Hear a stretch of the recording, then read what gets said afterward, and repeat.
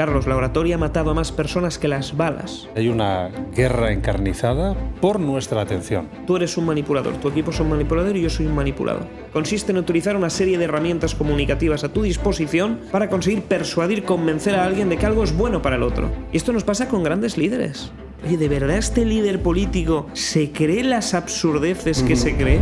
Por ejemplo, en internet, lobos vestidos de oveja. En el menor tiempo posible vas a ponerte en 50K, además te lo dicen así, sí. te deslizan, te enseñan el dinero. Vivimos en un problemón gordo y yo lo llamo la autocensura. ¿Somos marionetas? Tú y yo no nos atrevemos ni a reflexionarlo en nuestra mente, que es nuestro último lugar seguro. ¡Qué peligro! La idea es que nos puedas dar consejos y tips para diversidad de situaciones que creo que se dan en la vida real, ¿vale? Vale. ¿Cuál es tu objetivo en la primera cita? Y hay una segunda. Deja que hable, que esté a gusto. ¿Puede ser que sea uno que lleva bigote y va siempre con traje? La marca personal facial es la que más importa. Influye mucho cómo te presentas al mundo. ¿Te permites una muletilla? Jamás. No desconecto. Nunca con nadie. Me podrían llamar el sacerdote. Voy analizando los pecados de la gente. Y al final te sale solo. Como un músico cuando toca un instrumento. Si ahora me das una guitarra, hace tiempo que no toco, le arranco unos acordes y no tengo ni que pensar. ¿Aceptarías otro reto? Claro que sí. ¿Alguien puede darme la guitarra? ¿Tenéis guitarra? ¿Qué me dices? Fer, aquí lo tenemos todo pensado. ¡Qué barbaridad! Y además... Hoy ahora, en Roca Project, tengo conmigo a Fer Miralles, experto en oratoria, profesor, hábil comunicador e intencionado persuasor. Bienvenido a Roca Project, Fer. Mil gracias, Carlos. Un placer estar aquí. El placer es nuestro y además valoramos mucho que estés aquí porque sé que vienes de dar una formación en Barcelona y eso tiene que ser agotador. ¿Sí o no? Agotas. Son 3 días intensos, de 9 a 6, sin parar, con un pequeño descanso para comer, pero al final lo que se hace con gusto se disfruta. Y hoy es un día de relajación, tenía ganas también de estar contigo y disfrutar. Venir a un podcast en tu día de descanso, yo creo que es casi ya un poco aquello de no saber parar de trabajar, ¿no? Porque al final esto es trabajo también. Tuve un amigo que me dijo, una frase me gustó muchísimo, me decía, Fernando, la gente se confunde con el término descansar. Dice, la gente cree que descansar es no hacer nada. Dice, descansar solo supone cambiar de actividad. Con un pequeño cambio de actividad tú eres capaz de descansar de tu rutina. Qué bueno. Y de pronto hacer otra cosa. Es que el cuerpo tiene energía de sobra. Hay gente que descansa paseando por el monte. Eso no gasta calorías, no gasta energía. Claro que sí. Oye, hay gente que se pone a correr. Lo mismo, mira, voy a jugar al tenis. Lo mismo. En este caso, en lugar de jugar al tenis, descansar o pasear, estamos compartiendo un fantástico momento, un café aquí. Bueno, pues reitero el agradecimiento. Y verás, quiero decirte algo que tú ya sabes. Nosotros vivimos en una sociedad en la que hay una guerra encarnizada por nuestra atención. Multinacionales quieren nuestra atención. Líderes políticos quieren nuestra atención. Líderes religiosos, ni te cuento. Plataformas de entretenimiento. Netflix, Prime, HBO, Instagram, YouTube, Facebook, TikTok. Quieren nuestra atención y detrás los creadores de contenido. Yo entre ellos, tú entre ellos, otros que nos van a ver. A los humanos nos interesa que nos escuchen y que nos atiendan. Creo que tu presencia aquí puede dotar de tips, de herramientas, de recursos a las personas que nos van a ver en el otro lado. Todo el mundo necesita aprender a comunicar de una manera más eficiente, de una forma un poquito mejor, más clara, con más elocuencia. Y creo que tu visita aquí puede ser clave para aportar utilidad a esas personas. Entonces, lo primero que quiero saber es ¿a qué tipo de personas atiendes tú? Hay de todo, hay 2 vías. Normalmente suelo trabajar con empresas. El grosso de mi formación es ir a una compañía, desde empresas pequeñas que empiezan, como por ejemplo vosotros, es un equipo reducido, hasta grandes farmacéuticas que tienen cientos de miles por todo el mundo. Vale. Entonces vamos formando distintos equipos. Ese es el día a día, desde los altos mandos directivos, los CEOs que veis en televisión, incluso empresas del IBEX, hasta CEOs de empresas que son más discretas, que generan muchísimo dinero con sectores como industria química, muy desconocido para el público general, ¿vale?, pero que necesitan negociar, comunicarse mejor, tanto con otros proveedores como con sus equipos. Equipos comerciales, recursos humanos, atención al cliente. todas las personas al final de la cadena organizativa que necesita comunicar en su día a día. Eso es básico. Entonces, ese es el día a día. Luego, de vez en cuando, organizo estas giras que son abiertas al público. Y esto nace a raíz de redes sociales por una cuestión. Mucha gente decía, quiero formarme contigo. Y veía las formaciones grabadas que subo a redes y dice, ¿dónde puedo ir? Digo, es que es privado a una empresa. Claro.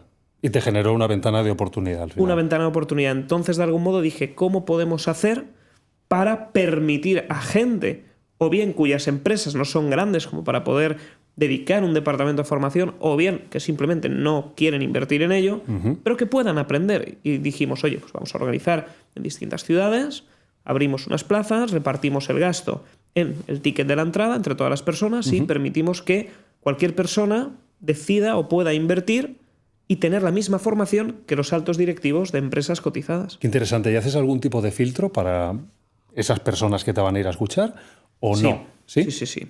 En empresas, cuando trabajo a nivel corporativo, el B2B, filtramos. ¿Vale? Filtramos dentro de unos parámetros. Para nosotros tiene que ser una empresa honesta dentro de unos cánones. A la mínima que tengamos algún atisbo de posibilidad de estafa, nunca. Vale. Para mí hay una cosa muy importante y que a veces los comunicadores olvidan, y es la ética en la comunicación. Carlos, la oratoria ha matado a más personas que las balas. Qué fuerte. Los Qué tremendo. mayores asesinos en masa jamás han disparado. Han hecho que otros maten en su nombre. Han Y eso manipulado. pero ahora entraremos en eso, porque para mí han persuadido, pero a la vez manipulan. Porque esta gente se cree que está haciendo un bien. Y esa es la gran diferencia entre persuasión y manipulación. Entonces, cuando tú detectas un perfil de manipulador, dices, a este tío yo no. Para mí todos son manipuladores. Todos. Tú eres un manipulador, tu equipo es un manipulador y yo soy un manipulador. Por una fina línea, la explico brevemente y sigo explicando los tipos de Sí, perfiles. porque lo tienes que arreglar haberme llamado manipulador. Lo eres, y mucho. Pero te digo por qué. Mira, hay una fina línea que es curiosa. Cuando tú empiezas a estudiar la diferencia entre persuasión y manipulación, hay gente que se llena la boca diciendo, oh, persuasión, mundo Peppa Pig, Dora la exploradora, todo bonito, todo agradable, perfecto. Consiste en utilizar una serie de herramientas comunicativas a tu disposición para conseguir persuadir, convencer a alguien de que algo es bueno para el otro. Totalmente de acuerdo. Mientras la persona diga, oye, me ha venido bien, por ejemplo, yo soy tu padre, tú eres mi hijo, y te digo, no, Carlos, déjate las tonterías de audiovisuales, yo he vivido esto en casa, haz una carrera de verdad. Ya. El padre se cree que se está persuadiendo, porque para él son carreras de hippies, son carreras de... Como aquello de quiero ser actor. Ya. Claro, a mí me ha pasado en casa. Es decir, tienes distintos perfiles. ¿No? Había 4 carreras que podías elegir en mi casa. Fuera de eso, estás ahí perdiendo tu vida. Pero ahora que voy a ser padre, lo entiendo. Entiendo también el que tú quieres, dentro de tu marco contextual y tus ideas, darle a tu hijo los mejores recursos. Y si tú estás convencido de que es eso lo mejor, y además que le va a venir bien en el futuro, le estás persuadiendo. Claro. Pero ¿qué pasa? Le convences, estudia, se dedica, oye, lo odia, va todos los días a la universidad, cada día es un infierno. Y luego sale al mercado laboral y dice, me habéis, y permitieron la expresión, jodido 5, 6, 7 años, los que sea, de mi vida en esto. Ahora decido hacer lo que yo quiera. El padre le ha persuadido. ¿Por qué? Porque el fin en su mente era bueno, pero al hijo le habrán manipulado. Se siente manipulado. Es decir, el único que decide si es persuasión o manipulación es el emisor. Porque en el momento en el que te pregunto, oye, Carlos, te estoy manipulando, voy a aplicar estas estrategias, y tú las detectas, ya eres una persona capaz de evitarlas. Ya eres consciente, ya te pregunto, ya no funciona. Entonces hay que tener mucho cuidado. Porque, por ejemplo, en la Segunda Guerra Mundial, cierto pintor austriaco persuadía. Él estaba convencido de que esa era la fórmula. Sí. Lo tenía claro. Sí, sí. Y su ministro de propaganda igual. Era la fórmula. Tengo que convencer, tengo que persuadir al pueblo alemán de que esto es lo correcto. Y manipuló. Entonces hay que tener mucho cuidado. Porque estaban también. convencidos de verdad. Estaban convencidos. Lo creían. En su mente, ellos persuadían. Y esto nos pasa con grandes líderes, que a veces no entendemos por qué hacen lo que hacen y creemos que nos manipulan, pero es que en su mente, Carlos, estoy convencido de que se creen que están haciéndolo bien, de que se creen que es por tu bien. Y ahí entra la diferencia entre persuasión y manipulación. Por eso para mí todo es manipular. Claro, es que la persuasión y la manipulación dentro de la comunicación son como primos hermanos, ¿no? Quizás la persuasión bien intencionada podría ser esa manipulación bajo principios éticos. Pongamos un caso. Tú imagínate una pareja. Tú eres mi pareja, eres mi mujer, o mi novia en este caso, antes sobre todo, y empiezo a decir, oye, mira, soy un psicópata narcisista de manual con este tipo de perfiles, y te digo, es que cariño, no vas a encontrar a nadie como yo. No vales nada, deja que te apoye. Oye, pero no me dejes, ¿quién te va a querer más que yo? Y empiezo a manipularte. Y en mi mente, de enfermo, de verdad me creo que soy la única opción para ti, que no vales nada. Y esto lo vemos claro con este ejemplo, porque tristemente abunda en esta sociedad. Por este programa ha pasado una persona que sufrió eso. Pues fíjate. Pues en realidad la persona que actuaba de esa manera, en su mente, persuadía, Carlos. Porque en su mundo se lo cree. Y hay una reflexión que he hablado con gente y amigos que me dicen, Fernando, no existe la gente mala per se. Es gente que de verdad se cree que está haciendo las cosas bien. Entonces hay que tener mucho cuidado con esto. Bueno, luego hay maquiavélicos también, ¿eh? No, claro. Pero por norma general, tú consideras que estás haciendo las cosas bien y a lo mejor estás haciendo las cosas mal para un tercero que opina de otra forma. Al final queremos siempre convencer de algo, ¿no? En el momento en que tú apelas a un receptor, para captar su atención es para que te escuche, Eso es. que capte tu mensaje, porque quieres que haga algo en concreto, ¿no? O sea, buscas un efecto en él muy concreto. Eso es manipulación. Para mí sería más manipulación, fíjate, lo pensaba al preparar esta entrevista, cuando el fin es más egoísta.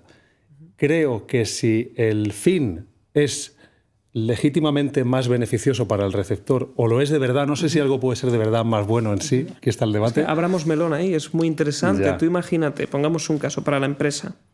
Tú eres una persona individual y lo tienes a tu compañía, que es la que genera el podcast y te ayuda a que esto salga adelante. Perfecto.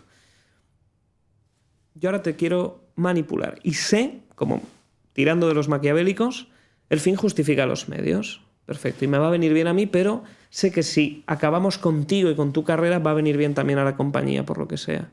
Entonces ahí donde está la ecuación. Sé que va a venir bien a la gente. ¿Es un fin egoísta? Sí, pero sé que va a ayudar a otras personas. Ya. Más que a ti. Entonces te elimino de la ecuación. ¿Qué le pasaba a estos en la Segunda Guerra Mundial? Tampoco podemos decir mucho que te tumban el programa. Hay tanto. Pero en este caso, imaginemos, dijeron, oye, me voy a cargar a unos cuantos porque en su mente vamos a beneficiar a otros muchos. Claro, es aquello de el fin justifica los medios. Lo has comentado con el tema del interés egoísta, manipulan o no, en el fondo. El maquiavélico en realidad mentalmente, es esto, ¿no? Claro, pongamos en esa perspectiva, mentalmente esta gente, para salvar a los otros, entre comillas, ¿sería egoísta o de verdad se creen mesías con un enemigo marcado? Es que hay un peligro muy gordo ahí con la percepción de la gente. Porque en el fondo, tú cuando te lees el libro de esta persona, estaba convencido de que era un mesías para el pueblo y tenía que pagar un pequeño coste, entiéndase, y que no se malinterprete, eliminando al colectivo que eliminó. Claro, al final, imagino que también para el receptor, si tú tienes un emisor de ese tipo de mensajes que se cree de verdad lo que está diciendo, tú lo percibes como verdad. Claro. O sea, no es un farsante. Este tipo cree lo que está diciéndome. Entonces le da mayor autoridad. Sí, impregna más de carisma al personaje, ¿no? Sí.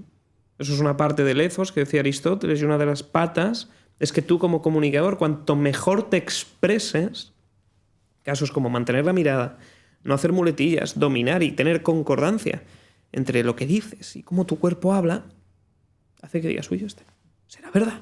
Que lo dice tan convencido, será verdad. Y empiezas hasta a dudar. Y hay muchas veces que, por ejemplo, esto en temas políticos se ve, da igual del color ideológico. Tú lo escuchas y dices, oye, ¿de verdad este líder político se cree las absurdeces que se cree? Pero te vas al otro extremo y dicen, claro, es lógico. Cada uno tiene su visión de la vida. Entonces, por eso siempre pongo el matiz en la fina línea entre persuasión y manipulación. E insto en todas mis formaciones, cuando explico estas herramientas, a que todo el mundo, antes de ejecutarlas, dé un paso atrás y reflexione. Lo siguiente, ¿Puede en algún momento esto que voy a aplicar hacer daño, no hoy, pero quizá en el futuro a la otra persona? Sí. Si la respuesta es sí, para. Vale. Pregúntale, exponte, comunica de forma abierta. Decirle, mira, esta es la situación y puede ser y me preocupa que te suceda esto en el futuro. ¿Cómo lo ves? Yo dejo de persuadir / manipular. Vale. Nunca lo hago. Pero sigues haciendo mezcla de términos. O sea, Para mí es no lo es, mismo. no es aquello de decir no te voy a convertir en un manipulador, sino en un persuasor. Lo ves prácticamente igual, entonces. Yo te convierto en un manipulador, pero Ético. ético. Es decir, trato de que no lo uses. Por ejemplo, como una persona que te enseña taekwondo o artes marciales. ¿Qué te enseñan? Todas las herramientas para agarrar a una persona en la calle y dejarla frita en la acera. Pero, ¿qué te dicen?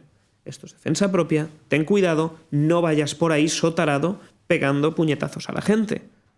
¿Y qué hacen normalmente estas personas formadas y a las que le han dado este contexto? No atacan a nadie. Rara vez. Sí. Es decir, normalmente saben la responsabilidad que tienen por las herramientas que han conseguido. El problema es cuando tienes a tarados que son formadores y que enseñan y manipulan y encima les dicen a sus alumnos haced esto que es bueno y no sigáis una línea ética. Eso es lo que a mí me enerva, pero... Ese es el que está pensando solamente en resultados, en dinero, en ego, en materialismo, y que proyecta ese tipo de enseñanza porque le da igual la ética. Entonces, para mí la pregunta que tendría que hacerte ahora es ¿cómo detectamos a un manipulador de estos? Porque el ejemplo que has puesto del maltratador lo tenemos todos muy al uso. Por ejemplo, en Internet hay cantidad de vendedores de infoproductos que luego son tachados por muchos de vendehumos porque se les ve el plumero. Porque el único fin no es ayudarte, el único fin es como cuando una clínica dental te pone nuestro beneficio es tu sonrisa. Mira, yo lo siento, me dedico a la publicidad, no me lo creo, no me engañes. Dime que además quieres ayudarme a tener una mejor sonrisa, pero no me digas que es tu único fin, porque no encaja con un modelo de negocio. Me costaría, ¿eh? A lo mejor hay alguno que sí. Si alguno hace eso de verdad y persigue sonrisas, enhorabuena. Pero ¿cómo detectamos a estos lobos vestidos de oveja? es muy difícil, porque todos lo hacen. Si tú tienes que ponerte una perspectiva, ahora te desarrollo esta cuestión. Pero yo, por ejemplo, si empiezo a tener una relación contigo, estamos tiempo, 2 semanas, 3 semanas, digo, uy, qué bien, buena persona, lo conozco, es agradable, pero ¿es así o es una fachada? ¿Está utilizando herramientas para que yo me sienta a gusto o no? Vamos por partes. Con los estafadores de Internet es muy sencillo. Lo que trabajamos, a mí me encanta mucho, son los pecados capitales. Yo dirijo mi vida desde el marco de los pecados capitales. Tú quieres tener éxito en la vida, anúlalos. Por eso, y aquí ya tengo una teoría que estoy valorando, cuando un colectivo es más religioso y hace una anulación de esos pecados, porque es lo que te dicen, las religiones, oye, no peques en estas cosas, suele irte bien en la vida. ¿Por qué? Porque, oye, si eres humilde, te va a ir bien. Claro. Si eres discreto, te va a ir bien. Oye, si no eres avaricioso y haces las cosas también por pasión, te va a ir bien. Si no eres perezoso, te va a ir bien. Si tú haces eso, te va a ir bien. Pero ¿qué pasa? Que tú para vender algo, y tú como publicista, esto es básico, ¿qué te hacen los estafadores? Atacas única y exclusivamente a satisfacer estos pecados. O las emociones mezcladas con esos... Con esos pecados, ¿no? De hecho, es puramente emocional. ¿Qué te venden cursos? Oye, ¿que vas a ganar mucho o poco? Muchísimo. Van a alimentar tu avaricia. Yo jamás he dicho que con una formación mía vas a ganar dinero. Nunca. Te vendo la herramienta. Está prohibido en mi equipo decir algo de dinero. Te honra. Eso depende de cada quien. Prefiero ganar menos.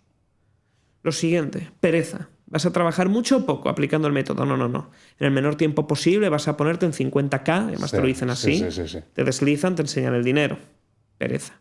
Además te dicen que vas a comprarte el coche más lujoso y verás a todo el mundo girar el cuello para verte. Envidia para satisfacer el ego que no te han dado de niño. Y la soberbia. Y te sentirás orgulloso de ti mismo por haber invertido en ti. Yo jamás tocaría esto. Pecados capitales, que es sublime, lo que acabas de decir. Pero es así. No te ponen a hacer ejercicio, a según qué horas. Pero es así. O sea, toca estos 5 y habrás captado la atención de la persona más. Para mí en comunicación son estos, pero por ejemplo la lujuria. Normalmente este tipo de personas, cuando van a un perfil más joven y a veces no tan joven, no te salen solos en un despacho, te aparecen de personas de buen ver, dependiendo del sexo que te guste. ¿Para qué? Para decir, yo quiero esto, claro. Yo quiero montarme un harén. Porque son personas lujuriosas y apelan a esa lujuria. O, por ejemplo, no los verás nunca en anuncios comiendo en un McDonald's. salen ahí con todos los sitios sofisticados. Yo soy el primero al que le encanta ir a comer un McDonald's. Es decir, atacan a esos pecados. Entonces, cuando yo estoy con una persona y de pronto veo que me dicen, oye, Fernando, joder, ¿cómo te admiro? No hay nadie que lo haga como tú. De pronto, ¿qué pasa a mi cuerpo? Hago, Claro. hombre, ¿cómo va a haber alguien que lo haga como yo si soy buenísimo? Alimenta tu soberbia, ¿no? Lo alimenta. Y además mete también patita de envidia, porque al meter un tercero y decir, no hay nadie, un tercero que lo haga como tú, ya hago, Sí. Carlos, por favor, claro que sí. Yo ya me he sentido a gusto. Pero ¿qué pasa? Como yo estoy tan metido en esto, en el momento en que lo analizo, hago, Ya. Te das cuenta, claro. me ha gustado. Digo, bien, voy a ver qué más me alimenta. Y si me empiezas a alimentar mucho la soberbia y la envidia, digo, algo pasa aquí. Es un ejercicio de Pongo alerta. autoconocimiento muy grande. Básico. Yo voy analizando, me podrían llamar el sacerdote, voy analizando los pecados de la gente. Y sobre todo si lo hacen conmigo. Voy tratando de entender qué sucede. Oye, alimenta mi soberbia, cuidado. Alimenta mi avaricia, gente que dice, mira, vamos a ganar muchísimo dinero. Uf, solo me hablan de dinero. ¿Y qué voy a ganar? ¿Y este pastel? Uf. En esta última formación que has dado, sin poner nombre, ¿has visto estos pecados? Claro que sí. No, pero tú los tienes. No, sin Yo duda, los hombre, tengo. por supuesto. Y todos los que estamos aquí en la sala los tenemos. Lo que pasa es que hay algunos que pecan más que otros. Claro. Y depende también del estado vital. Normalmente con gente joven, de los 16, que uno puede empezar a trabajar más, 16, 18, hasta los 30, es una etapa de mucha avaricia, de mucha ambición, de querer crecer, dinero, dinero, dinero, dinero, y más ahora. Hay una polarización entre los que no hacen nada y viven de, y los que dicen, oye, voy a currar como un animal. O sea, hay una polarización muy grande. Ya no hay clase media en el trabajo duro. Ya no lo hay. O eres una bestia o no. Entonces yo veo ahí una polarización. ¿Qué pasa? Cuando empiezas a trabajar mucho, ambición, y es bueno. Claro que es bueno. Obviamente, es una edad para trabajar, tienes fuerza, tienes energía y quieres aprender. Y normalmente a la gente joven la vas a camelar con facturación. Fíjate, en un curso no te van a hablar de beneficio. Te van a hablar de facturación.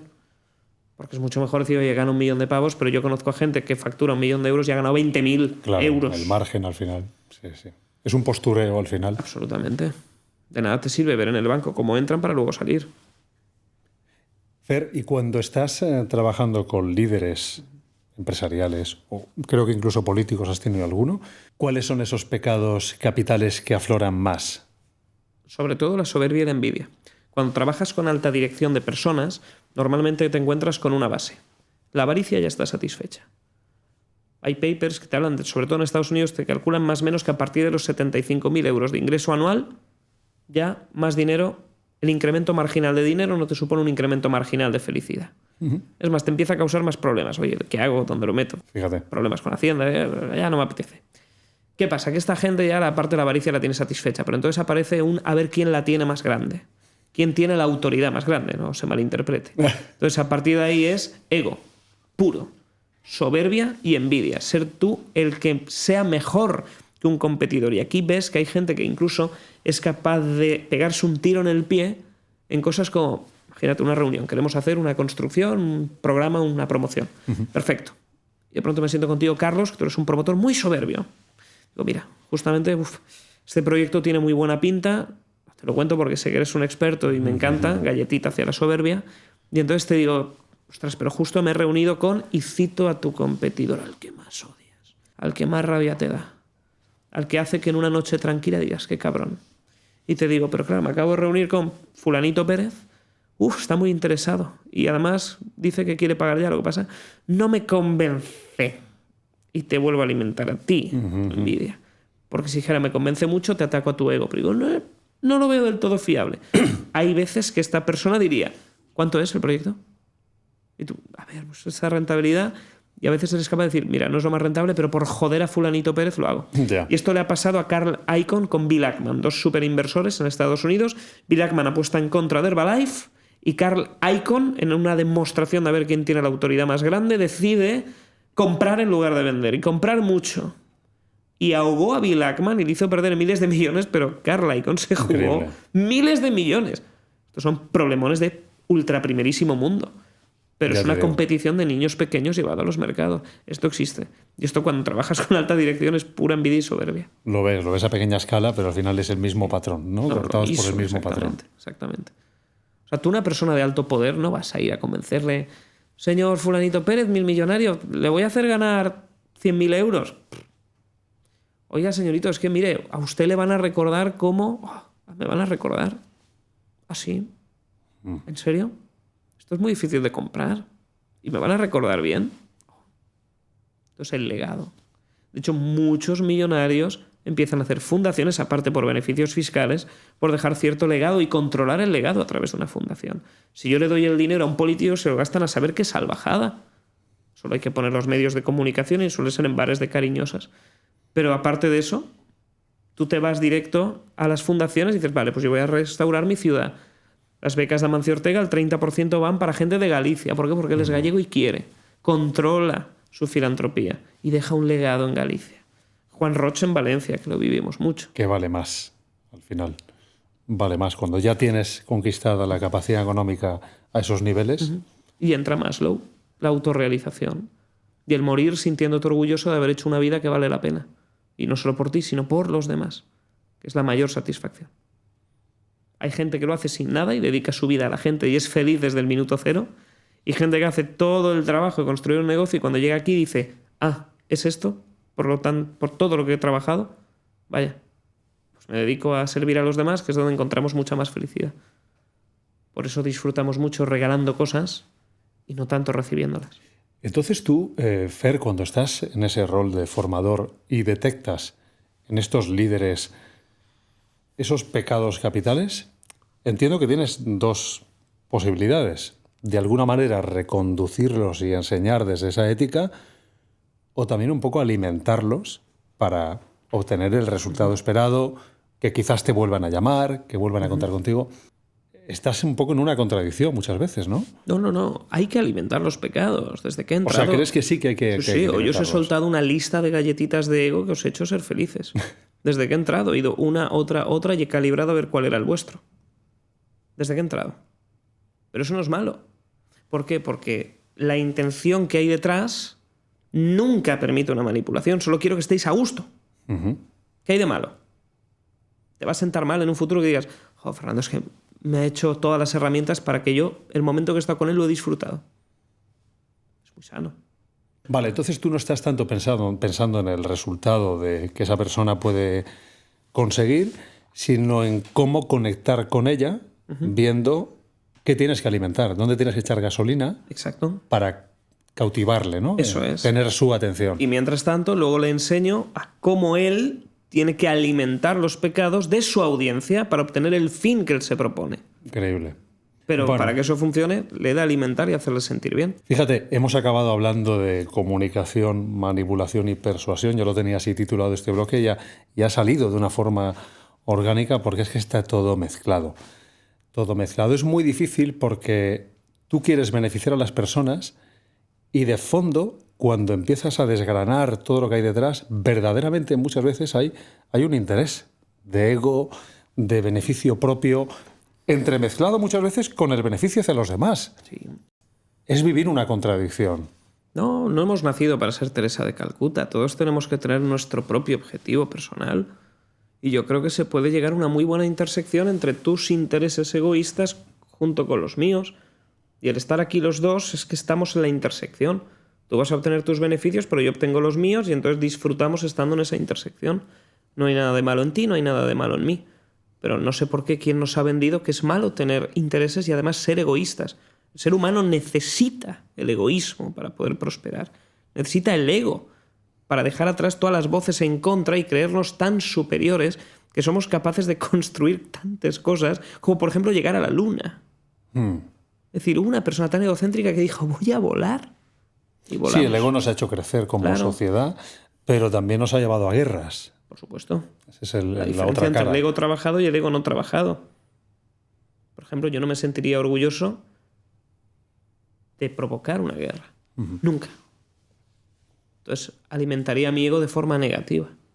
Para mí, sentirme orgulloso es hacer un buen trabajo y conseguir que tú, por ejemplo, si te formo para el podcast, consigas posicionarte en el número 1.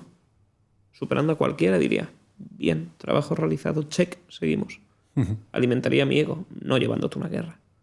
Pero es que hay gente que yo creo que de pequeños eran conflictivos o lo que sea, o no les cuidaron, que llenan su atención haciendo daño a los demás. Entrando en guerras, no entiendo. Gente que es fan de la violencia. Yo creo que no tienen trabajado una parte racional. Son más animales. Total. Así nos va. Así nos va. Estamos hablando de pecados capitales mezclados con las emociones. A mí, yo soy un apasionado de la publicidad. Desde que era niño mi padre me llevaba no a festivales de publi, porque en Menorca no llegaban, pero sí llegaban como reposiciones, grabadas en vídeo, las ponían y yo, fíjate, hubo un anuncio que me marcó, te lo voy a contar, es bastante bueno, creo que ganó premios y tal, pero tenía yo unos 8 o 9 años y solo recuerdo el anuncio, no lo que ganó. Entonces se veía un padre en un supermercado haciendo la compra con un niño. Apariencia de padre joven y no sé si soltero, ¿no? Padre joven con un niño. Iba con un carro de la compra y el niño iba por ahí pues un poco hippie, medio suelto y tal. Y entonces hay un momento que el niño hace así y señala, creo que era la zona de las golosinas. Y el padre dice no. Entonces el niño vuelve a hacer, vuelve a señalar, a insistir. El padre dice no. Y entonces el niño empieza a armar una pataleta que va creciendo, va incrementando de fuerza y acaba tirando los botes de tomate, liándola, haciendo así, picando el suelo, gritando como un endemoniado. ¿Sabes cuál era el eslogan final? ¿No lo has visto, no? El anuncio. Usa preservativos. Es tremendo, ¿no? Entonces, bueno, claro, todo el aforo que había, imagínate la risa, ¿no? En aquel momento. No sé hoy en día qué pasaría en la sociedad de hoy con un anuncio así, que lo que busca es ser muy disruptivo y provocar una emoción. Pero ya con 8 años aprendí que eso era la publicidad de las emociones. Emoción no solo llorar. Emoción puede ser la ira, la risa, la rabia, la tristeza profunda. Entonces, ¿cómo podemos comunicar de forma mejor para apelar a las emociones y conectar con las personas que nos están escuchando? Polarizando. De hecho, a mí me has polarizado con este anuncio. ¿En qué sentido? Me ha generado un rechazo aberrante. Fíjate. Pero sé que a las personas que encajan con el odio yo soy muy familiar. Mucho. Y eso a mí me parece muy tierno. Claro. Matar a ese niño... Es que es tremendo. O sea, matarlo, es decir, en la fase previa.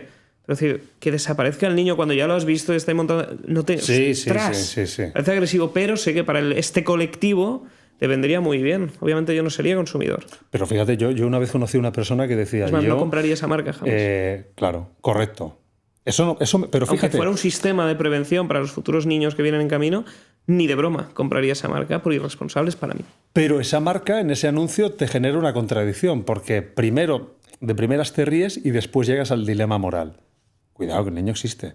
Me estás diciendo que lo mejor que podía haber hecho era que ese niño no naciera. Fíjate, yo escuché una vez a una persona decir que, mira, yo la quiero mucho a mi hija, pero si pudiera volver atrás no la tendría. Eso me parece una... Buah, yo me quedé muerto, ¿eh? No le dije nada, porque ¿qué tengo que decirte yo? No te voy a convencer de lo contrario. Yo creo que bastante tiene con ser como es esa persona. Pero tela, ¿eh? O sea, una persona que es capaz de decir eso, bastantes problemas tiene que tener en la cabeza. La vida ya le pondrá en su sitio. Yo creo que estamos diseñados para una cosa en la vida y el resto es accesorio. Reproducirnos, tener hijos y cuidar a la familia. El resto es un accesorio. Al decir esto polarizas. Claro que sí, pero muy bien. Miles de años de historia de la humanidad y solo hemos hecho una cosa que reproducirnos. Esto que estamos haciendo tú y yo es reciente. Antes cazábamos, antes buscábamos otras cosas. La prioridad real es esa. Pero no solo nosotros, en todos los animales.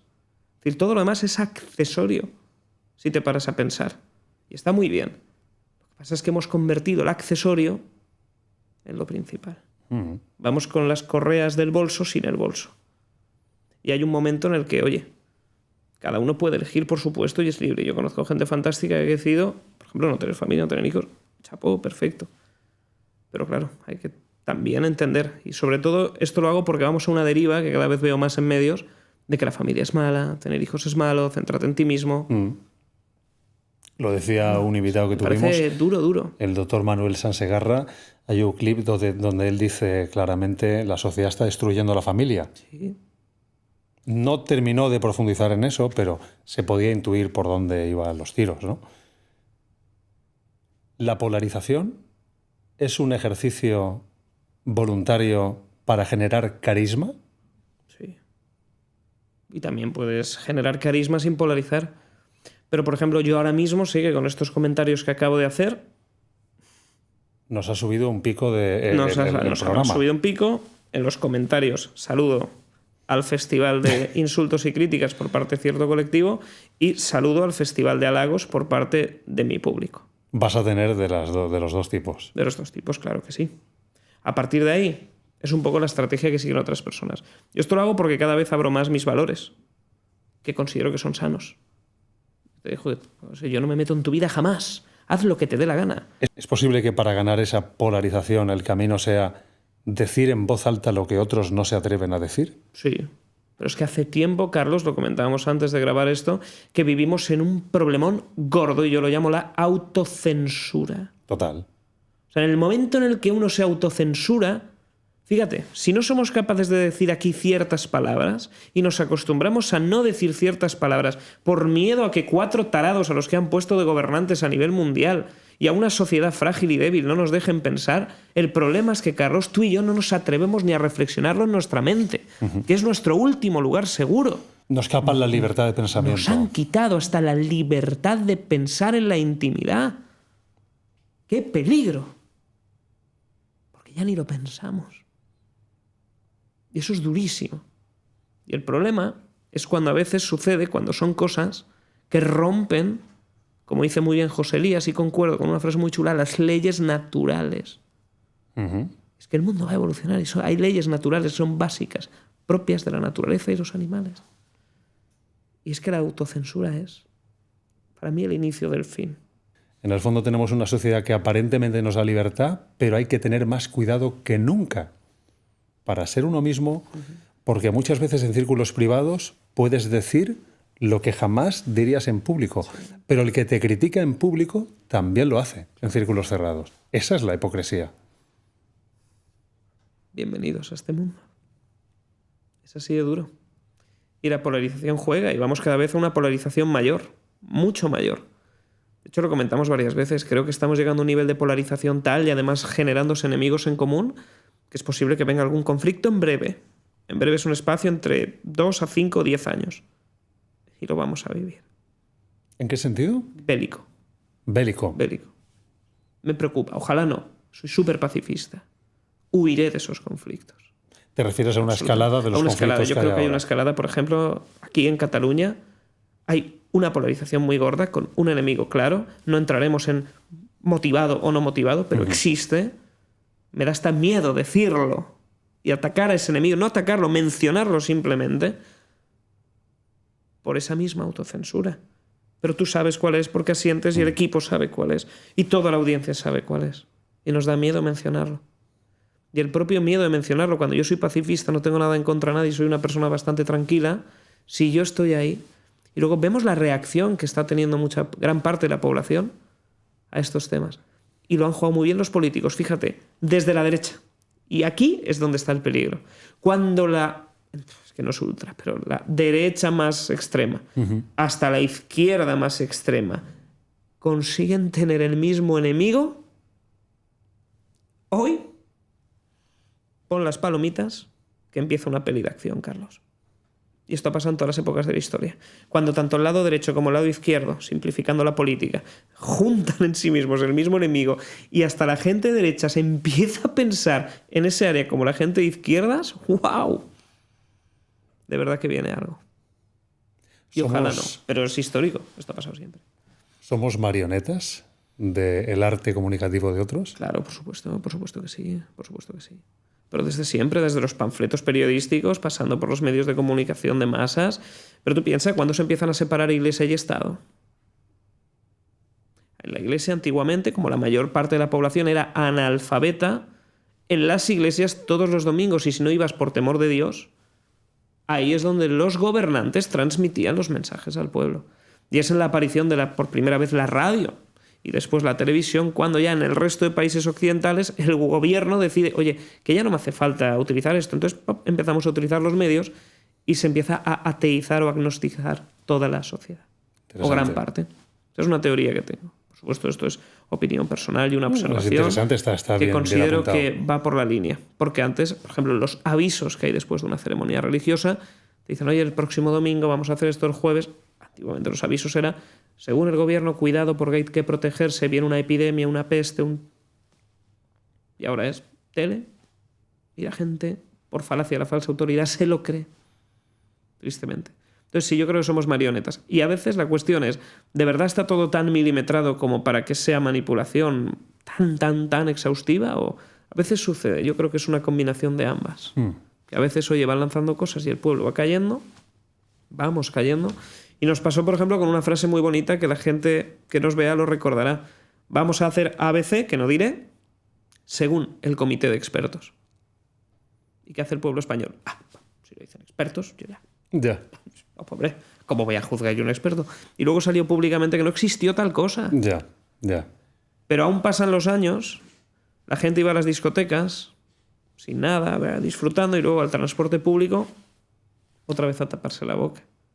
Y le preguntan a la entonces ministra Sanidad, oiga, ¿cuándo vamos a eliminar esta restricción de nuestras vidas?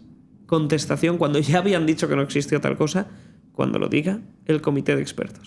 ¿Pasó algo? No. ¿Qué hizo la gente? Bueno, pues ya está.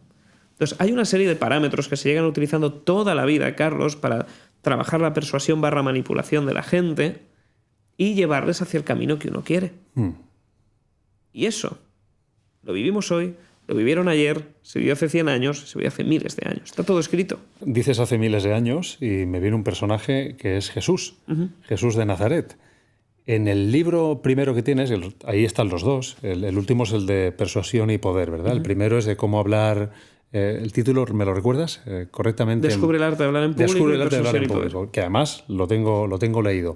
En ese libro hablas de Joel Osteen. Y en el segundo también. En el segundo también. Hay un capítulo me lo tengo que dedicado leer. a Austin. Bien, entonces irremediablemente cuando analizabas su capacidad como orador de masas, pensé en Jesús. Además yo creo en Jesús, ¿no? Soy muy fan de Jesús. ¿Cómo es Jesús para ti? A mí me parece el mejor comunicador de la historia. El mejor comunicador de la historia. Comunicador. Analicemos. ¿Qué valoro yo en un comunicador? Yo no valoro la técnica, yo no valoro las herramientas. Yo valoro una cuestión, Carlos. Una buena comunicación, es decir, ¿cuál es el propósito de comunicar? Que un mensaje se transmita de un punto A a un punto B con el menor número de filtros posibles y que llegue y perdure. Jesús es extraordinario. Y además usaba storytelling. Mucho, parábolas. En las parábolas. Parábolas sencillas con personajes simples que todo el mundo puede entender y con moralejas rápidas. Jesús, podríamos decir, que inventó los TikToks, porque eran palabras cortas, de 40 segundos, ya tenemos clips. Es decir, cuando Jesús comunicaba, buscaba un personaje sencillo, hacía una moraleja en 40 segundos que impactaba al pueblo, y fíjate, por miles de años. Fue el primer creador de contenido, ¿no? Si hubiera habido una cámara, a lo mejor. Qué bueno, porque muchas veces me he preguntado... Ojo, que nadie se malinterprete con este comentario. No, que va, se entiende perfectamente. Yo pensaba muchas veces, lo he pensado en mi vida, ¿qué haría Jesús en la sociedad de hoy, con los medios de hoy? ¿Tendría Twitter? ¿Tendría TikTok? ¿Tendría Instagram? Pero es que es brutal lo que has dicho, que te haría Reels, uno detrás de otro, posiblemente, ¿no? Viralizarían. Muchísimo, porque además iba en contra del status quo. Polarizaba. Eso se lo cargaron. Porque chocaba contra lo que existía en la época. Era un adelantado a su tiempo. ¿Crees que en él había verdad y persuasión o era manipulador? Depende. Para los fariseos, para los romanos, era manipulación. Estaba atacándoles, claro, los romanos. Oye, esta es mi tierra, la he conquistado. ¿Tú qué haces aquí? Aquí mando yo. Y luego la gente de ahí, los levitas y todo aquello de la época en contra de los más tradicionales. Oye, pero este se está saliendo de los cánones, hay que ir a por él, esto no tiene sentido. Está manipulando a la gente, está convenciéndolos de cosas que no son. El tiempo que ha dicho. ¿Quién persuadía, quién manipulaba? Es que es tan fina la línea, Carlos. Sí, es decir, para unos era malo, era manipulador y por eso en su mente era correcto eliminarlo. Entonces depende realmente de cómo percibe el mensaje el receptor. Y ahí entramos a la siguiente. ¿La verdad existe? ¿Era Jesús la verdad? Bueno, eso ya no estoy preparado yo para poder responder a esa pregunta. Es decir, porque esto plantea un dilema también. con alguien con semejante oratoria, también me lo he preguntado. O decía la verdad, o era un mentiroso, o estaba loco. O estaba convencido de lo que hacía. Es decir, al final la diferencia entre un loco y un genio siempre se ha dicho es al final el que, uno, en el mundo empresarial, quien tiene éxito, pero yo creo que al final el que el mensaje se queda.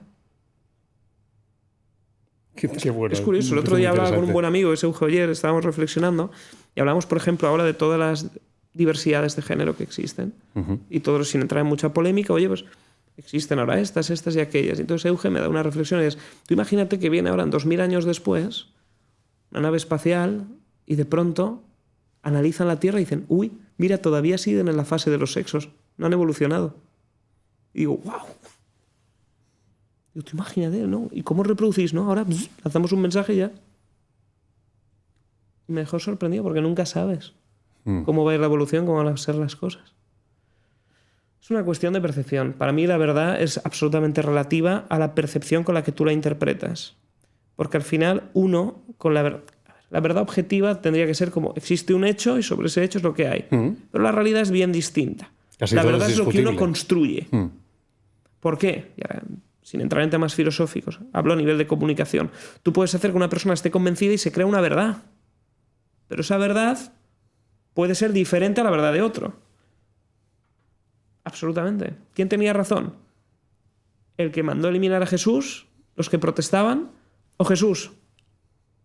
Y seguramente los dos tuvieran razón y los dos tuvieran su verdad. Los dos estaban convencidos. Y los dos estaban absolutamente convencidos. ¿Quién persuadía, quién manipulaba? Lo mismo. Si hubiera ganado la guerra este señor de la Segunda Guerra Mundial, ¿habría persuadido o habría manipulado? ¿Quién habría escrito la historia? En España fue algo distinto, fue muy curioso. Claro, claro, fíjate. Los perdedores escribieron la historia. Es el único país del mundo en el que ha sucedido algo así. En México la escribieron después, con la victoria, la república y todo. Curioso. Totalmente. Somos de los, no sé otro país, pero de los pocos países que los perdedores de una guerra escriben la historia y deciden qué fue verdad y qué no. Porque los dos bandos tenían su razón, entiéndase, y pido a la audiencia que nos escucha apertura de mente ante estas teorías y no afirmaciones que estoy lanzando. Pero aún así la gente ya lo estoy viendo en los comentarios, claro. No, esto es simplemente una reflexión. Yo no tengo la verdad de nada, simplemente es la teoría de la comunicación. Haces lo Tú que estás quieras. en todo momento muy consciente de tu acto comunicativo, porque es que tienes alma de comunicador. Me estás haciendo pensar en alguien que es un líder político, lo fue, que parecía muchas veces que no estaba muy consciente del acto comunicativo y que nos dio grandes momentos humorísticos con frases como cuanto mejor para todos, mejor o peor, ya ni lo sé. Mejor para mí, el suyo, beneficio político, el alcalde, los vecinos. Y el último que he escuchado hace poco en redes, que son unos jóvenes que le ven, creo que por Galicia, es que no hace falta que diga quién es. Y le dicen, por favor, ¿puedes decir algo para la juventud? Y dice, voy a poner un poco la voz, Galicia rueda. Y en los comentarios, que no pude, digo yo, necesito ver qué dice la peña.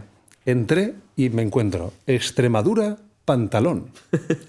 Y la gente dice, a ver, Dios mío, ¿qué ha querido decir Mariano Rajoy? ¿Sería el eslogan de la campaña? Pues sería muy bueno, porque se ha viralizado. Entonces, realmente esas frases... Es que Rueda será el apellido, no lo sé, no lo sé, sigo sin entenderlo. Por favor, que alguien lo escriba y lo explique, ya que estamos apelando tanto a los comentarios. En cualquier caso, tenía viralidad. O sea, yo antes que hacía los doblajes de humor, es que lo gozaba. A veces en coña decía, es mi musa, porque cada vez que abre la boca me da una frase que me da para un meme. Bien, ¿qué ocurría ahí? O sea, si tú fueras el asesor de comunicación o de oratoria de Mariano Rajoy, ¿qué le hubieras dicho? ¿Y qué le pasa? Rajoy, es que estoy muy parcializado con Rajoy. Mira, te has reído poco antes Pues de la entrevista, pero ahora no puedes evitar reírte. Soy muy fan. Es que claro, ya lo recuerdo. Mira, con Rajoy estoy parcializado porque estamos ante una persona brillante a nivel profesional, una persona muy técnica, muy válida, o sea, técnicamente es muy bueno, Sí. pero que tiene sus cosas. Yo, por ejemplo, cuando decía frases como un vaso es un vaso y un plato es un plato, Digo, no miente. No. Digo, es real. Un Es vaso verdad. es un vaso Eso y es un plato verdad es un plato. objetivable. Oh, sí. espera, que ya me... Cuando dice, ahora que estamos aquí cerquita de Barcelona, que yo me moría de risa, los catalanes hacen cosas. Digo, y es verdad también. Y los españoles son muy españoles y mucho españoles son. Y también es verdad. Que también es verdad. Entonces tiene sus cosas. Luego ya tenía sus lapsos. Y hay una cosa que era real de este señor y es cuanta más posibilidad tienes de hablar, en realidad más posibilidades tienes de trabarte y equivocarte. El otro día me grabaron un vídeo y se me escapó un Rajoy. Que yo lo llamo hacer un momento en el cual hacer un Rajoy. Dije mucho algo y era muy mal. Sois mucho comunicadores. Vale. A la madre que me parió, se me ha escapado un Rajoy aquí. Además, a ti no te deben pasar una. No me dejan pasar una. Entonces ya tenía a Adil riéndose, jaja, mira, has hecho un Rajoy, y luego me lo comentaba. Pero genera un efecto al otro lado, porque mira, Claro. cuando él estaba en el Congreso de los Diputados y dice, cuanto mejor para todos, peor para mí, el suyo beneficio político, hay un momento que se ve a Pablo Iglesias que hace... No sé por dónde cogerlo, pero ha entrado. Ha entrado. ¿Qué le dirías tú? O sea, mañana este señor vuelve al gobierno y tú eres su asesor de comunicación. Entonces, ¿le dirías, Rajoy, sigue en esa línea? ¿O le dirías...? Yo ahora le diría no? que siguiera en esa línea porque es su seña de identidad. Yo creo que la gente espera de nuevo que diga esas cosas. Bueno, yo desde luego. Es su seña. A partir de ahí, ¿es bueno o malo? Yo primero le diría que tomara buenas políticas. Que si decía que bajara impuestos, que no los suba después. Pero era tan cariñoso que salía hasta en el hormiguero y se hace de querer. Que además digo, ¿cómo uno es capaz de reírse así? Decía, pues fíjese Pablo, le dice a Pablo Motos, yo decía que iba a ganar las elecciones bajando impuestos y lo primero que hice fue subirlos. Sí. Y todo el pueblo. Y dice, Sí. Pero vamos a ver. Bueno, ¿En mira, qué había- cabeza cabe? Dice, lo primero que hice, yo soy de derechas, y lo primero que hice fue una medida de izquierdas. Había un tuit o algo así que decía, lo recuerdo, ¿eh? Dice, no sé si ha sido un gran presidente, pero ha sido un gran humorista. Y Eso pensé, seguro. o sea, es sensacional. En fin, hay que saber reírse de las cosas. ¿eh? Sí. De nuevo, seguramente Mira, polarizaremos. Al final, como todo, tú que eres publicista, sabes que uno tiene que ceñirse a lo que uno es y a sus fortalezas. Rajoy convirtió, desde mi punto de vista, una posible debilidad, que es esos momentos de lapsus. No habla como Mario Conde. Para mí, Mario Conde, ojalá lo traigas al programa, es de los mejores comunicadores de este país. Mario Conde Ni se me había pasado por la cabeza la posibilidad. llega aquí y te sienta cátedra. Este hombre, qué inteligencia. Decid si queréis ver aquí a Mario Conde. Es una bestia. Ahora que ha vuelto la rueda de los podcasts, baja de Escocia y viene a España a hacer el tour. Yo no he visto a nadie salvo Espinosa de los Monteros o un Pablo Iglesias 2015, no he visto a nadie con la capacidad intelectual y de retórica que tiene Conde. Fíjate. Público. Me parece brillante. Sin entrar en sus lados de más luces y sombras. ¿Qué es Pero lo que la más te gusta comunicación, de él en ese sentido? por ejemplo, la capacidad que tiene de decirte frases bien hiladas, bien estructuradas, modulando la voz y enumerar. Él es capaz de decirte, mira, Carlos, hay dos cosas que los gobernantes hacen. Número 1, pum, y desarrolla. Pero he llegado a escucharla como dice, dos cosas que funcionan. A. Y permite que la audiencia esquematice muy bien el contenido de su mensaje. Y en alguna entrevista pasada, cuando era más joven, yo he escuchado barbaridades que son muy difíciles de hacer, como hay tres cosas que funcionan en política. Primero, A. Primero, B. Primero, C. Segundo, A. Y luego una cosa magistral que me encanta, que es que las mejores preguntas no son aquellas que esperas que el público responda. Las mejores preguntas son aquellas que dejas un poquito reflexionar y continúas tú. Y de hecho he aplicado contigo. Si tú dices, oye, ¿fue Rajoy buen comunicador? Sí. ¿Por qué? ¿Fue capaz de conectar con la gente y además dejar un toque de humor? Sí. Y él es capaz de hacer este juego de pregunta reflexiva, pero no dejas del todo pensar. Tú dominas el discurso y dices, sí. Y haces, vale. Pero ya le has permitido a la audiencia dudar un poquito. Pero tú no le has dejado continuar porque tú mandas y tú controlas. Me parece un genio, más es muy bueno respondiendo, tiene una dialéctica extraordinaria. Entonces lo hace muy, muy bien. Por supuesto, Rajoy no está a esa altura dialéctica, pero Rajoy es muy inteligente. Lo que ha logrado también es una cosa muy técnica. De los presidentes más preparados. No en comunicación, pero ya que tiene esa debilidad de palabras, que también le pasaba a Feijóo en algunos discursos, lo aprovecharía. Permitiría que sucediera. De hecho, la gente joven se acuerda de Rajoy, no de Aznar, no de Zapatero, no de González. De Sánchez sí, porque no tienen remedio, existe en el presente, pero de Rajoy, que ya es pasado, tienen un cariño.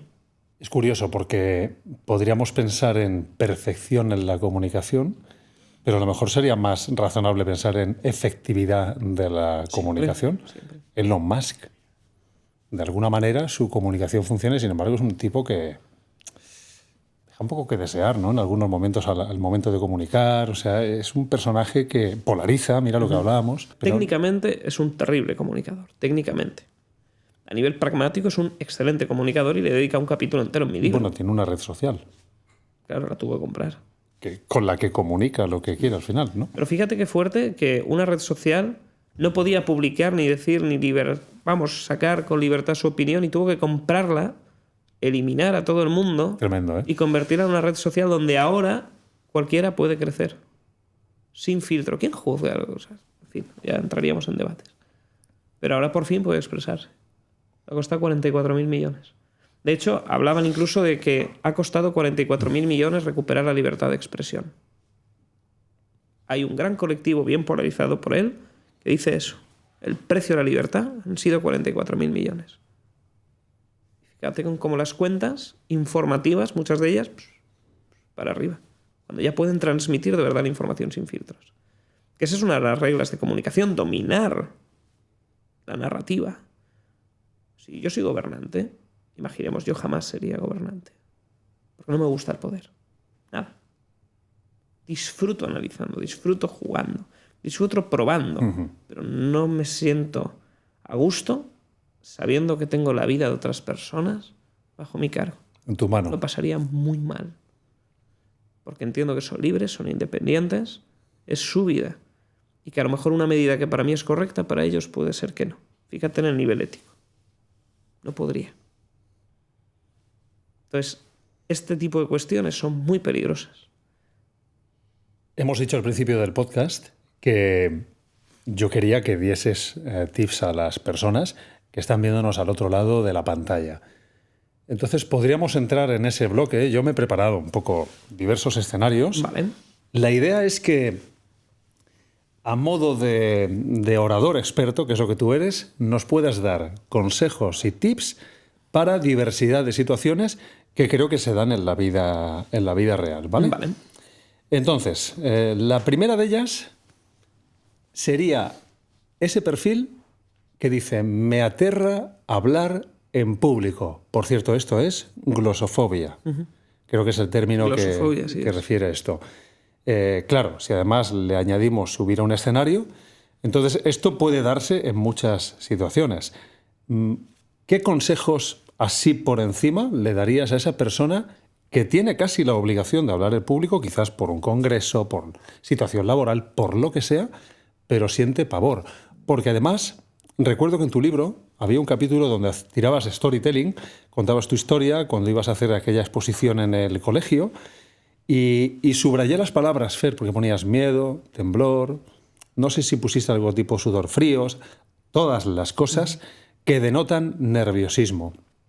Y antes de que me respondas, te digo algo que dijo Mark Twain, el escritor de Las aventuras de Tom Sawyer y de Huckleberry Finn, que dijo: hay dos tipos de oradores, los que están nerviosos y los que mienten. Me parece sensacional. Es cierto. Entonces, por favor, unos consejos. Habrían dos tipos de miedo, vamos a identificarlos para dar respuestas. El primer tipo de miedo es el que surge cuando uno no domina el tema del que va a hablar. Y esto a veces pasa. Oiga, fulanito, suba y presente el informe. ¿Qué informe? Ostras, ¿qué hago? Y entonces aparecen sudores y temblores porque no tienes los recursos suficientes como para dar una respuesta mínimamente satisfactoria. Sí. Esto pasa mucho. La solución es estudia. Estudia mucho sobre el tema. Ten cultura general, ten recursos. Lee, fórmate, escucha podcast, todo. Porque tú nunca sabes de dónde vas a tener que tirar del hilo. Entonces, cuando tú dominas el tema del que vas a hablar, más tranquilo estás. Menos muletillas salen. Con más confianza hablas. Perfecto. Miedo tipo 1. Pero luego está el miedo tipo 2, que es el que más sucede. Que es el miedo a no tener tablas en el escenario. A no conocer las herramientas que te explico, por ejemplo, en los libros o en mis talleres. Que son los recursos como para que tú, si sabes del tema del que vas a hablar, digas, oye, ¿cómo respondo a esta persona? Perfecto, tengo esta serie de estructuras, ¿cuál elijo? ¿Cómo le persuado? ¿Cómo puedo generar aquí un recurso? ¿Es fácil implementarlo? Sí, perfecto, lo hago. Y a partir de ahí, tú empiezas a rebajar ese miedo. ¿Por qué? Porque tienes ciertas tablas en el escenario, ya no te preocupa tanto. Los primeros programas seguramente tú estuvieras más nervioso que ahora. Sin duda. ¿Por qué? Porque tienes tablas en este escenario. Porque no confías en ti, en tener la capacidad de salir airoso en una situación parecida. El síndrome del impostor. Podría influir. Pero sobre todo cantidad de horas que echas aquí, en el escenario. Seguramente en un año ya no tengas ni nervios. Será rutinario, lo que tendrás es cierta adrenalina que todavía sigue por hacer un buen trabajo. Fíjate, la adrenalina yo la tengo siempre al comienzo de los programas. La puedo sentir en mi cuerpo, pero también la transformo en energía para empezar. Esa es la magia. De hecho, la tenías antes de empezar, que has tenido unos momentos, 10-20 segundos de estar en ti, y pronto, ¡pam!, has empezado y un programa fantástico que estoy disfrutando mucho. Qué bueno. Pero esa adrenalina es la que hace la galletita. Es lo que te puede hacer dar un es lo que te puede hacer dar un paso atrás o dar un paso al frente, ¿no? Eso es. Y entonces tú tienes que trabajarlos. Por ejemplo, si tienes más este tipo de miedo, la solución es fácil, estudia, prepárate. Si tienes el miedo tipo 2, la solución en realidad es sencilla. Lo que no tienes que hacer es imaginarte a la gente desnuda. Que eso es un mito que no sé a quién se le ocurrió, algún tarao que dijo, oye, yo prefiero, ya puestos a sufrir, os imagino en pelotas. Pero yo creo que no funciona nada en absoluto, yo me pondría más nervioso. La solución pasa por otra vía, que es salir y exponerte al escenario. Y tienes que buscar asociaciones, clubs, colectivos, grupos donde puedas ir y aunque sea un minutito exponerte. Pero luego tenemos una alternativa en casa, gracias a la tecnología, que es utilizar gafas de realidad virtual. Y hay aplicaciones gratuitas como Virtual Speech, discurso virtual en inglés, que te permite simular un escenario y cuando te colocas las gafas, ves a 100 personas, tu cerebro no distingue entre si es real o es falso a los 5 minutos y de pronto haces la leche. Ya está reaccionando tu cuerpo ante este estímulo, por tanto, cuando tengas la situación a la que no te quieres enfrentar, pero te va a llegar, tu cerebro dirá, esto ya lo he vivido, es muy parecido, y tu sistema nervioso no reaccionará de una forma tan agresiva como lo hacía al principio. Me parece buenísimo. Entonces, al final es entrenarse e incluso engañarse. Sí. Aquello de fíngelo hasta que te conviertas en eso, ¿no? No, eso es distinto, ¿En qué sentido? Una cosa es, yo simulo y estoy haciendo un entrenamiento donde no estás fingiendo. Otra cosa es a nivel de percepción. Sí. Es decir, cuando uno finge hasta creérselo, también hay una audiencia relativa y puede ser hasta peligroso. Oye, yo finjo que soy rico, por tanto me voy a un hotel de 5 estrellas y me gasto todo lo posible. No, pero te lo decía, el coche. mira, te lo decía poniendo el matiz en, por ejemplo, yo voy a fingir que no estoy nervioso. Vale. Vale. En ese sentido, ¿no? Es decir, bueno, yo voy a intentar demostrar en una presentación que no estoy nervioso y al final ese entrenamiento de lo que tú dices, prepararte, estudiar y tal, y mi ejercicio para intentar, por ejemplo, hablar de forma sosegada, mantener mi posición corporal, estoy un poco haciendo un papel. Sí, estoy de acuerdo. Si lo repito mucho, al final casi me convierto en ese papel. Por eso aquello de la frase de Mark Twain de o estás nervioso o mientes, porque lo estás pero no lo parece. ¿Sabes? Ahora lo he entendido, ahora sí. Sí, lo había derivado a otra cosa. No, que va. Totalmente. Es que no nos puede pasar esto. Oye, segundo perfil que me parece interesante porque creo que va a verse reflejada mucha gente. El emprendedor tímido o introvertido. Voy a desarrollarlo un poco. El perfil que necesita vender un producto, pero le cuesta vender, hacer ese salto para comunicarse con clientes potenciales e incluso le puede costar poner límites a ciertos clientes porque es una persona de carácter más introvertido, pero a lo mejor es un gran emprendedor o tiene una gran habilidad. ¿Qué consejos le puedes dar a esa persona para que gane seguridad? 2 opciones. Si eres muy tímido y quieres saber cómo poner límites, búscate un socio que sí que tenga la capacidad de extroversión. Que es lo que le pasaba a Wozniak con Steve Jobs. ¿Qué le pasa a Elon Musk? Analicemos este caso. Elon Musk es un caso exactamente de persona hipertímida, con más síndrome de Asperger, publicado por él y reconocido, que decide una cosa. Oye, yo soy tímido, pero mi público necesita conocerme. Soy consciente de que me he de comunicar. ¿Y qué hace Elon Musk? Aprovecha cualquier ocasión para comunicar mal, horrible, terrible. Con sus fallos técnicos, sí, pero efectivo. y el mensaje está llegando y el mensaje está calando, pero él lo que hace es salgo y me da igual. Tú tienes que entender que para tú transmitir un proyecto, para tú conseguir que la gente entienda lo que tú quieres ofrecer, no te queda otra y depende el oxígeno de tu proyecto que salgas ahí fuera a venderlo. No tienes otra. Entonces, ¿qué haría yo? Vamos por pasos. Lo primero, empezar a practicar en cámara. Fácil, sencillo, en tu casa, mirando a la lente negra, probando, grabándote y luego, aunque te cueste, analizándote de forma crítica. ¿Cómo miras? ¿Qué muletillas empleas? ¿Qué estructuras? ¿Cómo es tu voz? Todo. Una vez tienes esa fase, en paralelo, y no en serie, a la vez, en paralelo, apúntate a alguna formación de comunicación. Esto es básico.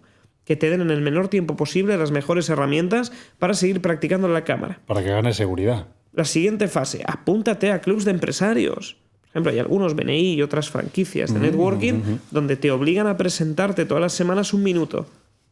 Un minuto es un desafío para la gente tímida. Todo suma. Un día, otro día, otro día, otro día. Te estás expresando. Fuérzate. Pero sobre todo esta gente tiene que entender una cosa.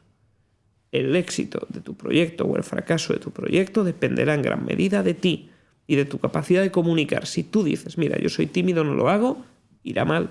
Pero si tú dices, mira, yo soy tímido y a sabiendas de ello sigo comunicando, oye, no te garantizo el éxito porque nunca se puede garantizar estas cosas, pero tienes más papeletas de que te pueda funcionar. Estás saliendo de tu zona de confort. Absolutamente. Forzarte a salir de esa zona de confort.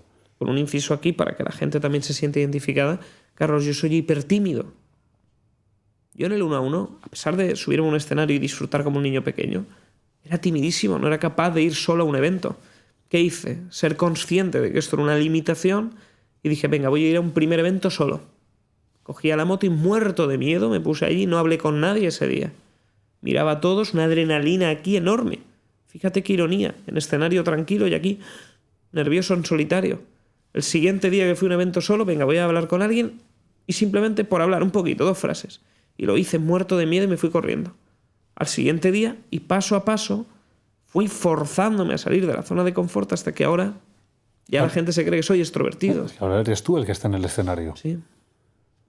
Pero te ha costado sangre, esfuerzo y... En el 1 a 1, el escenario siempre se me ha dado bien. Eso es lo curioso.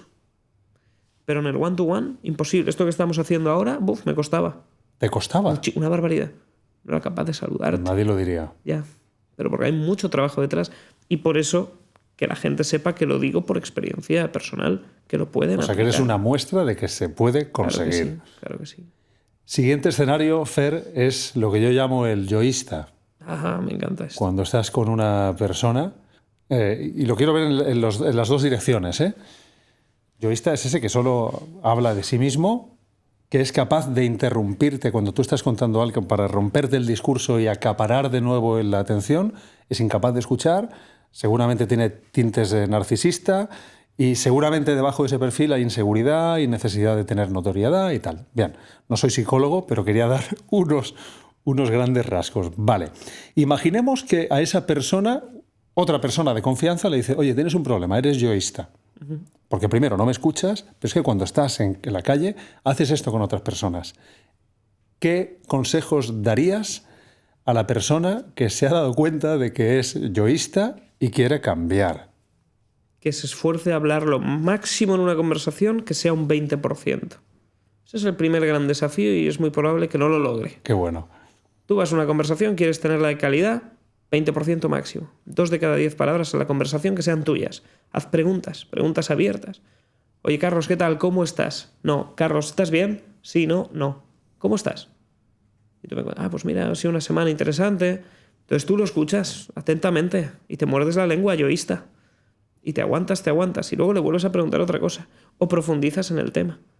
Y si te preguntan, oye, aprovechas ese 20% para responderle. Pero que en la conversación el peso principal sea del otro. O sea, dejar de hablar. Dejar de hablar. Y empezar a escuchar. Sí. Que mucha gente se sorprende. Cuando voy a una cena, soy el que menos habla. En una cena eres el que menos habla. Sí. Deliberadamente. Deliberadamente, además, tampoco soy un salvaje. Si tú me preguntas, te respondo. Pero hago que tú estés a gusto en la cena, dándote la palabra y haciéndote disfrutar y preguntándome e interesándome honestamente de ti. Entonces, ¿esto significa que estás ojo a visor a las debilidades de cada uno o lo que uno quiere escuchar para, de alguna manera, conectar con esa persona? Claro, también. ¿No llegas a meterte en la conversación en el sentido de relajarte? Puedes hacer ambas. Que hay una cosa curiosa. Nunca desconecto, Carlos. Me relajo, pero no desconecto. Nunca con nadie. No sé. Soy capaz de estar siempre alerta y no me supone un esfuerzo adicional. Pero es porque tengo el SAR, el sistema de activación reticular, centrado en los temas comunicativos. Llevo contándote muletillas desde que hemos empezado. Y no me supone un esfuerzo, las detecto, me aparecen. ¿Me has contado muletillas? Sí, van saliendo los es, las duplicaciones, los alargamientos. Y hago pop. Y mi cerebro, al escucharla, hace pop. Las vas captando. Sí, y cuando me tiras a mí algo que afecta a mi soberbia, a mi ego o a la envidia, lo detecto rápido. Entonces es como que ya tengo como el sistema operativo de forma visual diseñado para reconocerlo. Claro, vives con esa deformación profesional. Así es. ¿Cuántas horas dedicas a la semana a esto? 24 horas al día, claro. Tú estás comunicando desde el momento en el que te despiertas. O estás escuchando a otros comunicar desde el momento en que te despiertas. A menos que vivas solo y hagas silencio. Pero en ese momento escuchas a tu mente. No puedes desconectar. Otra cosa es luego la ejecución que hagas de ello. Pero el análisis es continuo. Desde que he entrado yo ya sé los pecados de todos los presentes. El siguiente escenario que te quiero plantear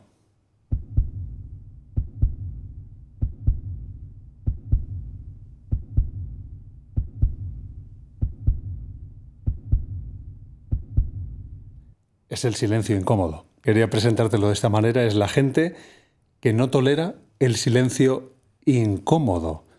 Estás con alguien al lado y sientes la necesidad de hablar, hablar, hablar y hablar. ¿Cómo controlar eso? Aprender a respetar un silencio, que puede ser lo más hermoso que hay. Totalmente.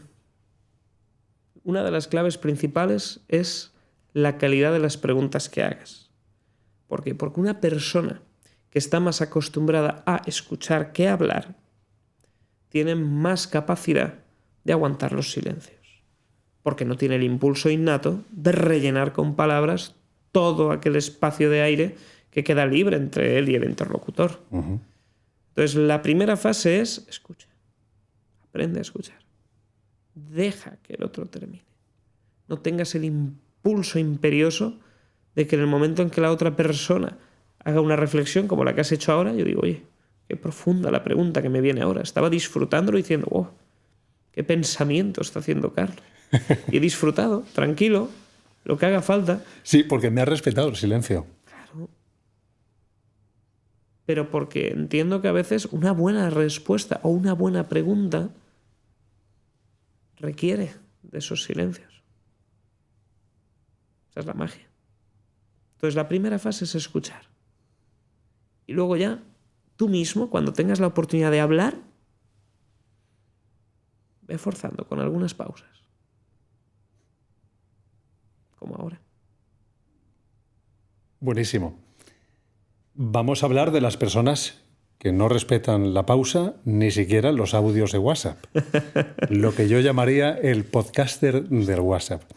Esa persona que te envía un audio, vamos a poner un número, que sea superior a 10 minutos, que no sabes si llamar a la policía o escucharlo. Ostras. Quiero decir, el problema es poca capacidad de síntesis. Porque al final va a consumir algo muy valioso que es el tiempo de una persona. El tiempo es la mayor moneda de cambio que tenemos, ¿no? De valor incalculable. ¿Qué consejo le darías a esa persona que cuando va a mandar un audio y cuando se da cuenta el audio son 12 minutos, 19 minutos? ¿Te ha pasado? Me ha pasado. Lo he sufrido. Es duro. Desde aquí sabe quién es. Lo que pasa es que quiero mucho a la persona que me lo manda. Saludos. Y entonces yo también a veces le he devuelto algún audio y digo, sí que dura 6 minutos, te mando uno de 6:30. A lo mejor le haces el día, le haces feliz. Sí, no, que va. Si esta Pero me ha persona pasado está con alguna persona también que no fluye tanto la comunicación y dices, ¿qué hago yo ahora? porque me falta un por 4 para reproducir. Claro. A veces hay gente muy lenta. Consejo para alguien que quiera mandar un WhatsApp y ser breve y conciso para no robar tiempo de vida a la otra persona. Yo me pondría un límite, y de hecho lo recomiendo a mis alumnos, de máximo 60 segundos. Fuérzate a que el mensaje, cualquier mensaje de hecho, lo puedas lanzar en 60 segundos. Más allá es, llámale. Así al menos permites un diálogo. Pero 60 segundos. Y trabajaría con estas personas para aprender a sintetizar. Parte 1, si te cuesta mucho. Coge un papel. Objetivo del mensaje. Transmitirle la pregunta de si quiere venir a cenar. Fin.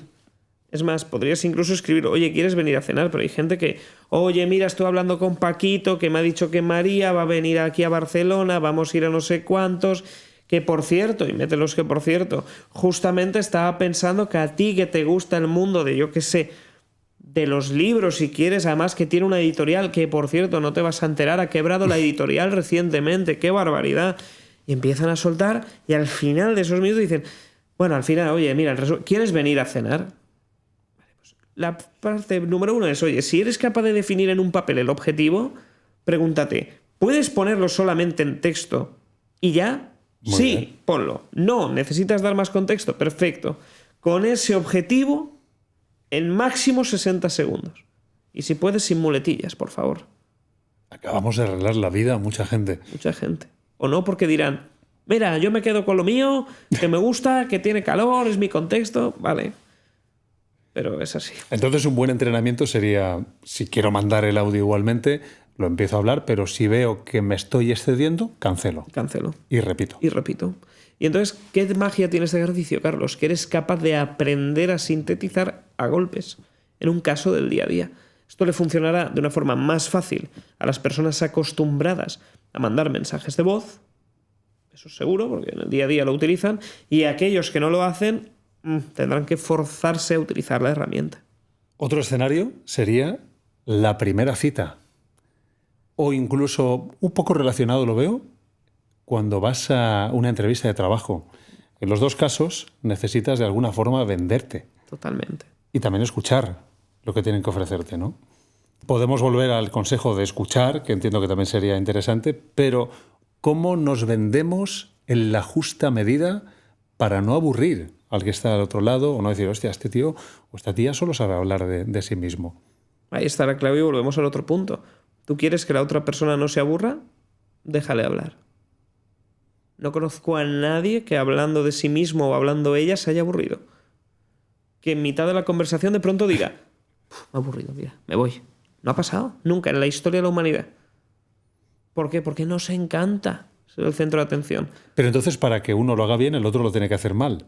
No existe el 50-50. O sea, para yo dejar que tú hables el 80, hay otro que está hablando el 80 y no el 20 que debería. Claro, no es un win-win la comunicación. Si tú quieres que el otro esté muy a gusto, déjale hablar todo lo posible. Sea una persona que escuche. Sin más. Otra cosa es la entrevista de trabajo. Pero en una cita deja que hable, que esté a gusto. Que se sienta escuchada. Que esté ahí contigo. Que le hagas buenas preguntas. Que te intereses. Y luego, por supuesto, contéstale. ¿Que acabas en un 70-30? Bien. 60-40. Aprobado. 50-50. Máximo. Justeas. Pero al palo. No te dejaría más. ¿Por qué? ¿Cuál es tu objetivo en la primera cita? Que hay una segunda.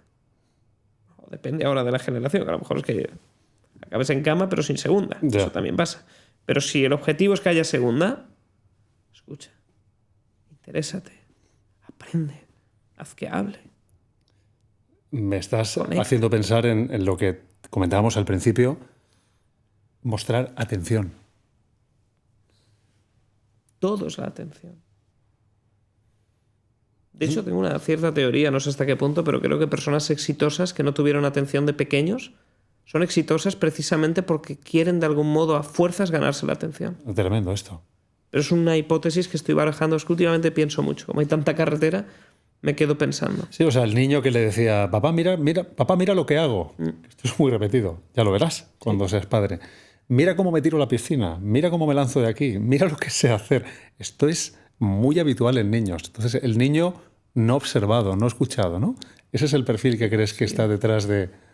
Sí, de hecho estaba analizando que gran parte de la gente de mucho éxito, muchísimo, vamos nosotros a su lado, pequeñas hormiguitas, pero gente de hiperéxito suelen nacer de traumas. Elon Musk en su biografía explica los terribles abusos a los que me sometió su padre. Y ahí está. ¿Tiene que ser directamente proporcional? No. No hace falta. No es una generalización. No es algo que se vaya a cumplir. No es ley. Pero siempre creo que deriva ese impulso de tratar de demostrarte a ti mismo que eres mejor de lo que el mundo te ha podido considerar. Esa atención. Hace poco vi un post, esto no sé si es cierto, pero el post ponía: las personas que hablan muy fuerte, los adultos que hablan muy fuerte con un tono de voz muy elevado, es porque de niños, muchos de ellos, fueron poco escuchados. Wow. Dije, hostia, pues no sé si es verdad o no, pero me hizo pensar, ¿eh? La infancia hace mucho. Ojalá traigáis un experto, un psicólogo, un psiquiatra especializado en infancia y luego los resultados que provoca, porque desde mi poca experiencia al respecto, no soy un experto, gran parte, por ejemplo, de los usos que hago de comunicación es aprovechando los fallos en la infancia de los demás. Es decir, si uno no tuvo atención, aprovecho y se la doy. Si uno no fue la envidia, le hago ser envidioso. Como que se genera cierto patrón. Pero seguro, estoy convencido de que hay personas especialistas de verdad en ese área que van a poder ilustrar mejor estas teorías y sería muy interesante. Nos conocemos bien poco, Carlos, a nosotros mismos. Me parece un aporte súper interesante. De hecho, nos vamos a poner ya a buscar. Ya veo por ahí a mi productor anotando contactar con especialista en infancia. Brutal. Vamos a contemplar un escenario más, que sería la persona que quiere crear contenido en redes. Pero, Fer, te lo voy a vestir como de reto. Vale. Hazme, si puedes ahora, un reel viral de cómo hacerse viral.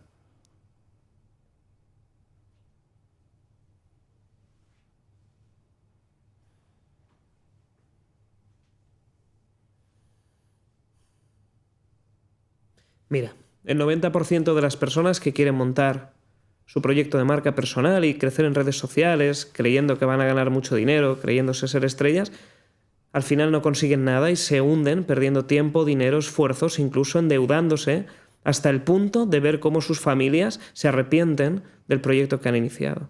Y esto lo vemos todos los días con personas que te venden el mundo y en realidad no lo consiguen. Lo que pasa es que tienes que desarrollar un proyecto de redes sociales y de marca personal que te permita de corazón llegar a las personas por una solución que les ofrezcas, por algo de valor que les aportas. No ser tú la persona que decida entrar en redes sociales para que te escuchen. En el momento en el que tú tengas un mensaje que de verdad vaya a ayudar a los demás, ahí es donde puedes formar parte de ese 10% de personas que lo logran. Todo lo demás te están mintiendo. Sensacional. ¿Quién sabe? No, a ver, que esto... Y me ha sacado de la zona y me puede caer un hater de este que está haciendo ahora contando estas barbaridades. Me parece sensacional. Pero desgranamos ahora esto. Los que nos ven al otro lado tienen que saber que esto no estaba preparado. Esto que acabas de hacer es muy meritorio, no es nada fácil. Y la prueba de ello son los segundos antes que has dedicado a pensar. Porque al final creo que el problema que hay en la comunicación muchas veces es que somos esclavos de la lengua que empieza a hablar sin pensar. Justamente lo que tú trabajas es enseñarnos a pensar antes de hablar. Eso es. Antes de seguir, permíteme desgranarlo porque si este vídeo se descontextualiza puede generar un hate. ¿Qué ha pasado ahí? Lo primero, he jugado con un dato al inicio, un dato que es dramático y que afecta a la perspectiva de la audiencia. Algo que no gusta. El 90% de las personas van a fracasar. ¿Cómo que van a fracasar? ¿Por qué? Y entonces aparece la generación de un enemigo en común. Muchas de las personas que te venden en redes sociales apelamos a ese enemigo y cada cual lo genera. Esto lo explico mucho en el nuevo libro Persuasión y Poder, que son los enemigos sin apellidos, que es lo que no quieren que sepas. ¿Quién? Para los de izquierdas, los fascistas, para los de derechas, los comunistas, da igual. A todo el mundo le encaja. Genero, polarizo y además he generado esa conexión de, mira, el 90% no ha sido un gancho dramático, ha sido muy cercano, como de transparencia, de honestidad. Y a partir de ahí te he ido dando ciertas bondades positivas hasta después darte una posible solución y he hecho algo bastante peliculero que es, te he dicho el 90%, pero te he vendido que podrás formar parte del 10% generando un círculo. Esto también es una de las estructuras del libro que te has leído, que es la estructura de la sardina, con la que gané el campeonato de España. ¿Puede ser que este vídeo nos haga viral? Sí, puede ser que también sí. hay un Depende algoritmo. de muchas cosas. Depende de muchas hay cosas. Un algoritmo, depende de las personas, depende de a quién llegues, depende de a quién te asocian. Nunca nadie me ha asociado a hablar de estos temas y por tanto es posible que en el momento en el que mi público lo vea digan esto no me interesa. Entonces, pero tiene una serie de variables y un cóctel de posibles funcionalidades. Te diría que desde luego tiene potencial viral. Que ocurra o no, habrá que verlo. Al menos me ha aplaudido tu equipo, lo cual os agradezco de corazón desde aquí. Me he sentido apoyado. Buenísimo, buenísimo. Mira, para hacer esto que acabas de hacer hay que tener carisma. Para mí es algo imprescindible, o por lo menos fingirlo, ¿eh? Pero hay que tenerlo. Es el último escenario que te quiero contemplar. El líder sin carisma. La persona que se ve forzada, por ejemplo, a manejar un equipo de trabajo, va a haber muchas personas que tengan esta situación, pero sienten que no pueden, que no son escuchados, que su equipo no les respeta porque les falta carisma. ¿Cómo podemos ganar carisma? Analicemos eso, porque me has dado a pensar. ¿Puede un líder ser líder sin ser carismático? Porque en el momento en el que un líder se cuestiona si es un líder, es que no es un líder. Quiere serlo, pero no lo es. ¿Se puede alguien convertir en líder? Sí. Forzado. Podríamos ver estructuras y fórmulas, pero va más en los valores y en la forma de ser de la persona. ¿Puede un líder ser líder sin ser buen comunicador? Sí. Pero esa gente no se pregunta si es un líder. Lo es. Hay parte innata en el carisma. Por ejemplo, has mencionado cuando he hecho la estructura, si eso lleva carisma, parte sí, pero la gran mayoría son estructuras que explico en los libros, que explico en mis talleres. Y he rellenado con palabras ese esqueleto que yo he diseñado paso a paso y con el que no fallas. ¿Por qué puede funcionar? Porque te he hecho lo que yo llamo un PAS. Te planteo un problema, te he agitado y te he dado una posible solución con un círculo. Además, he mezclado un par de estructuras con la sardina. Y esto lo explico en detalle. Lo que hace el carisma es luego tu forma de ser, tu forma de actuar, tu voz, los dejes, tu propia comunicación, lo que te atrevas a compartir, lo que no. Simplemente el existir hace que también haya gente que por tu forma de vestir diga, oh, te admire o no, te odie. Es parte también del carisma. Pero un líder lo que tiene que hacer es al final guiar a los demás y tratar de trabajar mucho su comunicación para que lo que lleva dentro aflore y consiga que otras personas lo reconozcan como alguien que merece ser seguido o alguien que les inspira en cierta medida. Pero siempre desde una parte de no ser el líder por querer ser un autócrata. Oh, yo quiero que me sigan a mí. No, simplemente por estar. Hay jefes que jamás serán líderes y empleados que son más líderes en la empresa de una persona que es la jefe, que ellos jamás podrán soñar con tener ese nivel de liderazgo. Y es por la forma en la que tratan a los demás, por cómo inspiran, cómo motivan. Buenísimo. Has dicho algo que me ha hecho pensar en lo siguiente que te quería comentar, que tiene relación con el audio que está aquí. Y nos vamos a una parte un poco más personal. A mí me gusta que las personas que pasan por Roca Project dejen algo de sí, dejen ver también la persona, ¿no? Te pongo el audio porque hablará mejor de esto que yo. Fue una conversación que tuve con un amigo cuando le dije hace meses que tú ibas a pasar por el programa. Después de intentar explicarle quién eras, le mandé este audio. Es un chaval que da tips de oratoria, sube muchos vídeos a Instagram, a las redes en general, yo lo veo en Instagram. Y bueno, consejos para hablar en público y todo eso. A lo cual me respondió... Carlos, ya sé. Puede ser que sea uno que lleva bigote ¿Iba siempre con traje?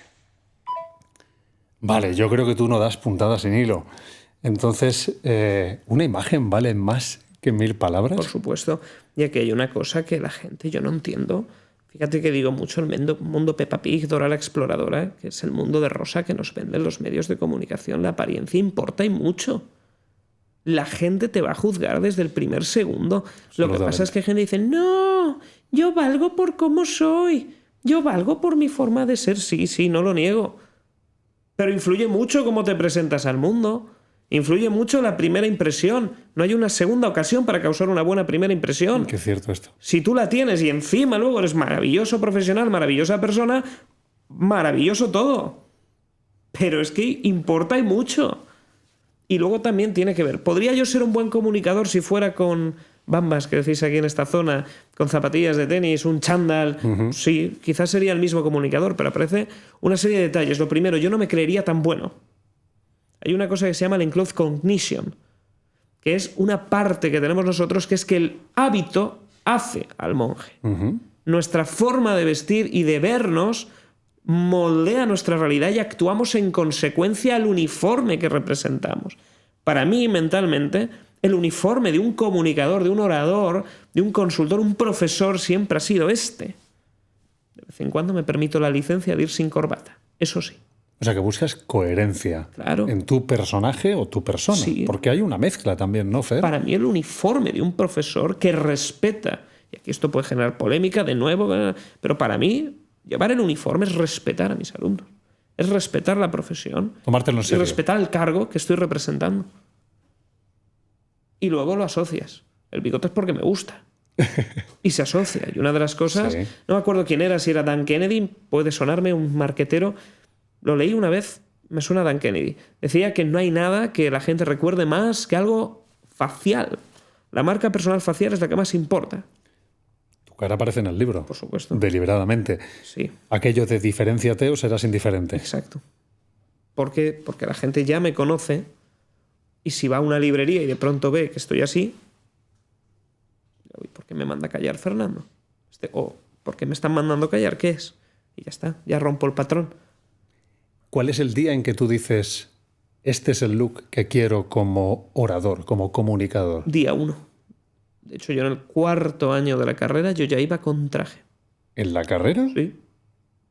Yo ya daba clases desde 3º de carrera. Y en 4º año, para mí, ser un profesional, un futuro empresario, una persona que dentro de mis cánones es profesional y actúa en concordancia, en consecuencia, va con traje. Te entiendo perfectamente lo que estás diciendo porque tiene que ver con creerse uno mismo lo que es y lo que quiere representar. Cuando yo hace 12 años o por ahí, o 13 más o menos, empecé a emprender en casa, a trabajar por mi cuenta como freelance, como locutor, hubo los 3 o 4 primeros días que empezaba en pijama. Y entonces un día dije, pero vamos a ver, estoy haciéndolo mal desde el minuto 1. Yo no puedo tomarme en serio a mí mismo si estoy currando delante del ordenador en pijama. Necesito un horario, a partir de cierta hora empezar y vestirme como si fuera a trabajar a una oficina. Y ese día hizo un pequeño clic en mi cabeza, ¿no? Y empecé a tomármelo más en serio. Entonces entiendo perfectamente que lo que estás diciendo trata de eso, ¿no? Totalmente. Y hay una cosa que me gustó, una frase, un libro de Ryan Serhant, un broker, un real estate agent americano, que me gustó. Me dijo, el Ryan de hoy se viste para el Ryan de dentro de 10 años. Dice, Ryan de dentro de 10 años viste así. Dijo, yo quiero ser un buen profesor, un profesor elegante, un profesor que esté ahí, perfecto. Pues dentro de mis pequeñas posibilidades fue comprándome mis primeras piezas, los primeros zapatos, luego un traje, un pantalón chino agradable con una americana al principio, luego ya el traje completo y vas haciéndote de un pequeño armario. Para mí ese es el uniforme. Igual que un bombero no se le ocurre ir si está en servicio. A ver, si hay una emergencia sí, pero normalmente va con su uniforme, un policía va con su uniforme, siempre que no le pille fuera de servicio. Si estamos tú y yo comiendo en un bar, que me pillas a lo mejor con los chinos y la camisa normal, mangas de camisa, y me dice, oye, ¿me puedes dar aquí un discurso? Claro que sí, no te lo niego. Pero no estaré en mi esencia. Claro. Tienes que apagar el modo orador en algún momento, aunque no dejes de analizar las comunicaciones de otros. Lo puedo entender porque nos pasa a nosotros al equipo que cuando vemos otros podcasts o contenido estamos analizando el contenido de las redes. Y es imposible separarlo. Yo no soy capaz de hacer eso. Nunca veo las cosas como consumidor, sino como analista. Dices, y no lo puedo separar, pero es así, ¿no? Sin embargo, me interesa también que me cuentes cómo es ese momento del Fer que estás con tu madre, imagino, o con tus padres, comiéndote una tortilla de patata, unas croquetas. Quiero pensar que sin el traje, también en algún momento de verano donde hace calor. Entonces, no, verano, si hay formación, voy en traje, también. claro. Vale, claro, entonces claro. cuando eso acaba y estás en clave familiar, ¿cómo eres? O cuando tienes una conversación con tu pareja en la que no pretendes analizarla ni que te analice, estás relajado. Igual que ahora. Igual Yo ahora que estoy súper ahora. relajado, lo estoy analizando, estoy dándote la mejor conversación. Es decir, no hay una diferencia. Para mí el gran error en la comunicación moderna es ser un personaje. Yo he visto a gente que a lo mejor estamos hablando, venga, encienda la cámara.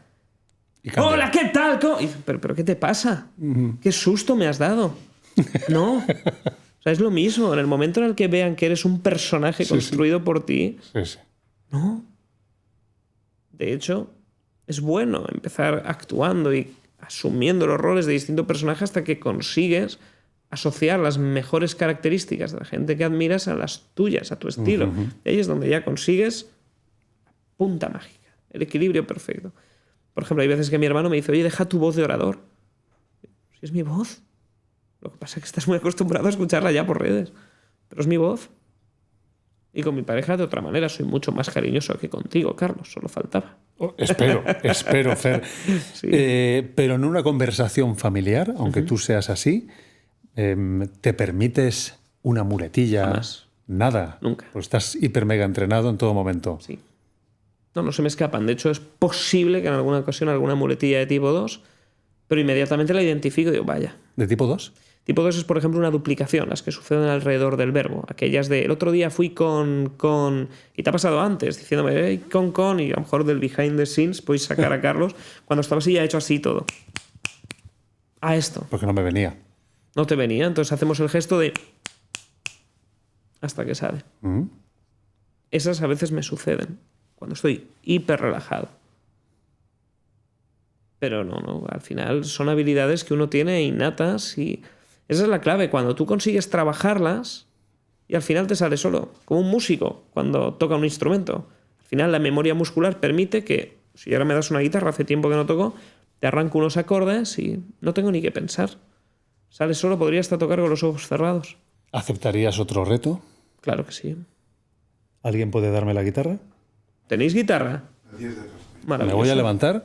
¿Qué me dices? Voy a coger la guitarra. Fer, aquí lo tenemos todo pensado. Qué barbaridad. Y además, Oye, la guitarra ¿esto es una Taylor? ¿Es una Taylor? Qué barbaridad, sí señor. Esto me encanta.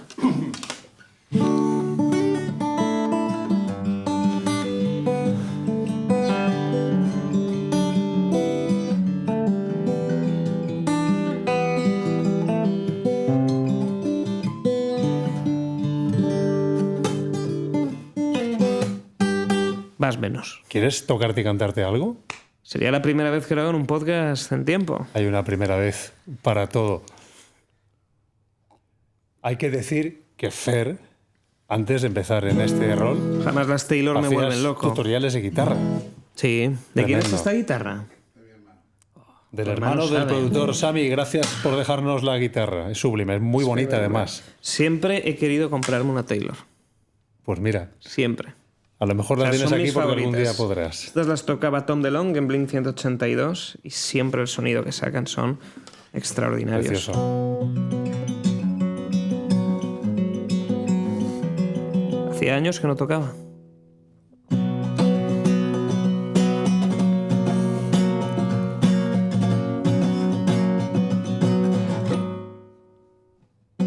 ¿Qué canto?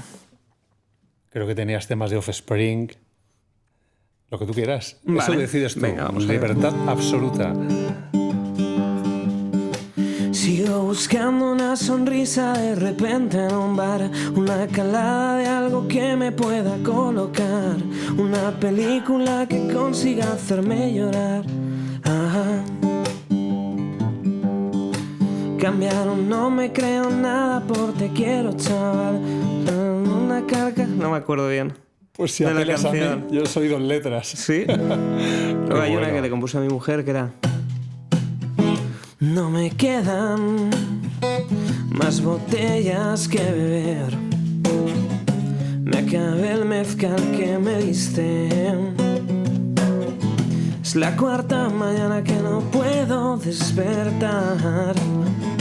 Jamás comprendí el jet lag. Tengo tu camiseta junto a mi almohada para recordarte cuando todo falla. Jamás tuve tanto miedo de depender de tus besos. Y aquí estoy, llévame a dejar de soñar de una vez. Aquí estoy, llévame al rincón del beso, al Italian o a Cinemex.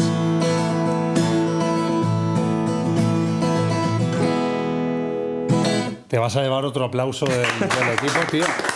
¡Qué Oye, caña! lo teníais todo preparado, qué barbaridad. Somos comunicadores, Lo tenéis, lo somos tenéis. profesionales, lo intentamos. Lo haces muy bien. Gracias, hombre. ¿Por qué no lo haces más a día de hoy? Fíjate, al final sucede. De hecho, te habrás fijado, os habréis fijado, no soy capaz de, dentro de la comunicación, no soy capaz de mirar a los ojos a nadie cuando estoy tocando. Porque es como que te Me da una aíslas. profunda vergüenza. Nadie lo De hecho, nos diría, pasaban los conciertos, ya me estoy hablando al resto, de hecho nos pasaban los conciertos que tampoco podía mirar a la gente. Sí.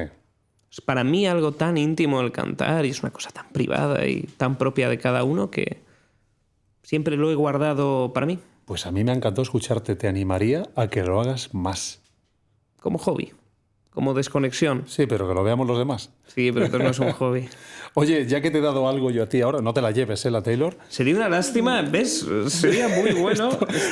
Si fuera Esta mía te la guitarra daba más igual, me parece pero, perfecta cómo está preparada y cómo suena. Mira, viene Natán. Qué bien suena, qué barbaridad. Eso, nos va a poner una... Muy bien, perfecto. Esto es lo bueno de tener Me equipo. acabas de generar la necesidad de comprarme una de estas. Esta no está hecha en California. Mi cuñado la tiene y es espectacular. Me compré una Sigul, además conocí al dueño de la marca Sigul, que suena espectacular, pero esta como suena es una barbaridad. Suena Blink 182, estilo americano, total, suena muy bien. No, lo has hecho sonar, ¿eh? Bueno, ¿te ha gustado la sorpresa? Me ha encantado. Hacía tiempo, lo he disfrutado. Y lo que te decía, la memoria muscular, posiblemente llevaba 1 año o 2 sin tocar ni cantar. Claro, pero esto es como ir en bici. Lo mismo sucede con la comunicación. Cuando tú dominas esas técnicas, permite que luego te piden un discurso o lo que sea y tocas esos 4 acordes que siempre has dominado y sales. Fer, ¿qué nos has traído? Te he traído una cosa muy Hay una chula. estantería que pide algo tuyo. Piden cositas. Tenemos los libros, pero te he traído una cosa que no Ahí, me acuerdo. La tienes ahí. Ah, mira, ya he llegado. Mira, esto que son unas pelotas de tenis, de pádel, ¿Vale? tiene un significado. Y es, cuando yo empecé a dar mis primeras clases, no sabía qué ejercicios poner a mis alumnos. Tenían ni idea. Y me cuestionaba. ¿Qué les digo? ¿Cómo lo hago? Fue en un colegio. Y llegó el primer día y se me ocurrió, porque jugaba al pádel entonces y al tenis, coger unas pelotas y decir, mientras iba camino a las clases, ¿qué hago yo con estas pelotas? Y entonces se me ocurrió una cosa, que era ponerlos en un grupo, a todos, este fue el primer ejercicio de toda mi vida, ponerlos en un grupo y darle a cada uno una pelota. De esta manera, eran 3 grupos y a cada uno le puse una pelota. Y tenían que hacer lo siguiente. Mientras ellos, qué bien huele, mientras ellos se ponían a hablar, hacían un círculo y tenían que ir improvisando. Entonces iban hablando y yo ahora te digo, Carlos, cuéntame algo sobre tu experiencia con una tortilla de patatas. Y te la lanzo. Ay, perdón, le he dado el micrófono. La pesqué. La experiencia con la tortilla de patatas me dice que tiene que estar ni muy diluida ni muy cocinada. Justo que la cortes, desparrame lo justo para manchar un poco el plato y te la puedas comer sin que se desmorone. Cuéntame si sabes hacer una tortilla de patatas. Recuerdo, ahora que has dicho esto, cuando estuve formando en A Coruña y nos fuimos a un bar tranquilamente, mi compañero y yo, después de los talleres. Y entramos a un sitio de menú del día donde veías a la gente local tranquilamente y dentro del menú tenías la opción de tortilla de Betanzos, que es totalmente opuesta a la que has narrado. Todo líquido. Y fue de las mejores tortillas que he probado, donde todo es liquidito. Mi mujer no podría tolerarlo. Pero al final, cada uno tiene su propia visión de la tortilla, porque no hay tortillas iguales para todos. Cada uno tiene que ajustar su comunicación a la tortilla comunicativa de cada persona, de cada receptor. Con la tortilla pasa como con la paella. Y tú eres valenciano. ¿La paella es lo mismo para un valenciano que para un murciano? Sí, y te diré por qué. Porque la paella siempre es igual y lo otro es arroz con cosas. Y no hay dilación, somos dos valencianos en la sala y no hay más. Parece buenísimo. Desde este ejercicio lo que hacía... Bueno. Con todo Murcia, no, es verdad. Como valenciano tenemos la denominación de origen de la paella. Entonces se me ocurrió hacer este ejercicio y de ahí nació todo. Es decir, para mí es muy significativo el traerte algo así por una cuestión, y es esto que acabamos de hacer fue la primera dinámica que después ha llevado a que miles de alumnos se hayan formado conmigo. Buenísimo. Pero todo empezó con estas 3 pelotas. Me encanta, muchas gracias. Te cogemos los regalos con mucho agrado. Y te voy a hacer la última pregunta, se la hago a todos los invitados. Y es la siguiente. ¿Cómo quieres que te recuerden cuando ya no estés?